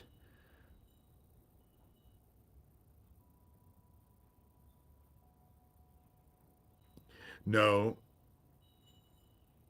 Doug Mesner likes the name John. He uses the name John all the time. Johnny Dub, John Kilrush. I don't know what it is about the name John that he likes so much. And the dude never, oh, they're all him. I say he fancies himself Legion because he's many, you know? And I've only known one John in my life, and he's changed his name to Mason. Legion is biblical. God only knows. Mesner is so fucked up in the head. Who knows why he does anything that he does? You know? I'm sorry, but it takes an idiot to whip out your dick and balls when the national media are taking pictures of you. It's just, it wouldn't occur to me to anybody, let alone, yeah, I think he thinks that eye makes him powerful. Me sicko. That's why I kind of feel sorry for him because you know when he was growing up as a kid, it had to be hard for him. As a kid, he had that eye and his name was Me sicko. It was Misiko, but you know that the kids called him Cyclops and they used his last name. You know that they were me sicko. You know, they were just probably brutal to him. And he has a chip on his shoulder the size of Mount Everest. You know, he hates mankind. He's just mad at everybody all the time. And he's an ugly individual and blames everybody else for it, but the very person who looks back at him in the mirror, you know? And we all have our sob stories. You just have to get over it. Trust me, I have my own sob story. You know, I have my own abuse issues, obviously. You know, there reaches a point where you have to get over it and do something else. But he spent his entire life with that chip on his shoulder. And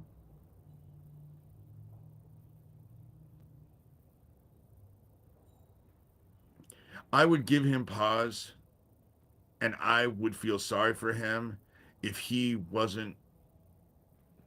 There reaches a point where you are responsible for the things that you do. And you can't keep blaming everyone else or your life experiences. It just doesn't work that way. You have to reach a point. Right, it doesn't excuse his bullshit. But I do feel sorry for him. I do. I feel sorry for him. It doesn't seem like it because I have been, especially when I was sick this last, that I was saying to him was hateful. But I'm not making any excuses for perpetrators. When you hate kids, fuck you. You get what you get, you know? Well, I was destined to be the vessel for the Antichrist, and I chose differently, you know? Which is funny because I went through all this research, researched all these religions to find out how not to be the vessel for the Antichrist. And it was through shamanism that I found, because then I went inside and asked heaven, I don't want to be the vessel for the Antichrist.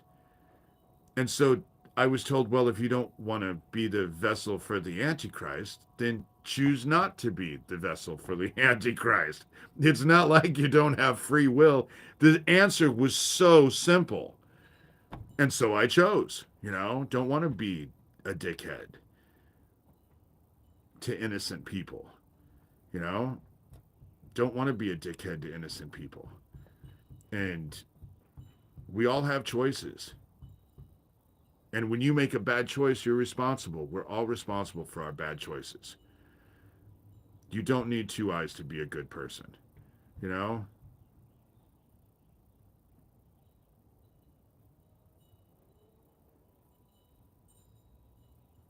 He chooses to be a bad person. He is a pirate. He steals from people all the time. He is a pirate, you know? But if anybody gets together with him, they better buy a bunch of condoms. That's all I'm saying. But then, if you're going to have sex, I think that condoms are a good idea anyway. You know, he could have just been a normal person. He chose not to be a normal person. You know, he chose to be who he is. And so, therefore, he's responsible for who he is. And because he is who he is, I say, fuck him. You know, that's what I say. Fuck him. Because you want to know what? That's what he says about everybody else. I got to get off here because this conversation is starting to just irritate me. I don't want to talk about Doug. That's not how I want to end this.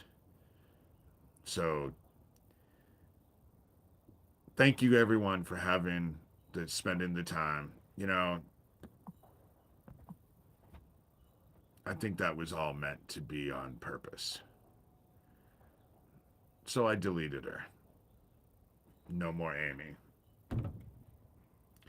It's time to get off of here. You know, you guys, this has been a pleasure.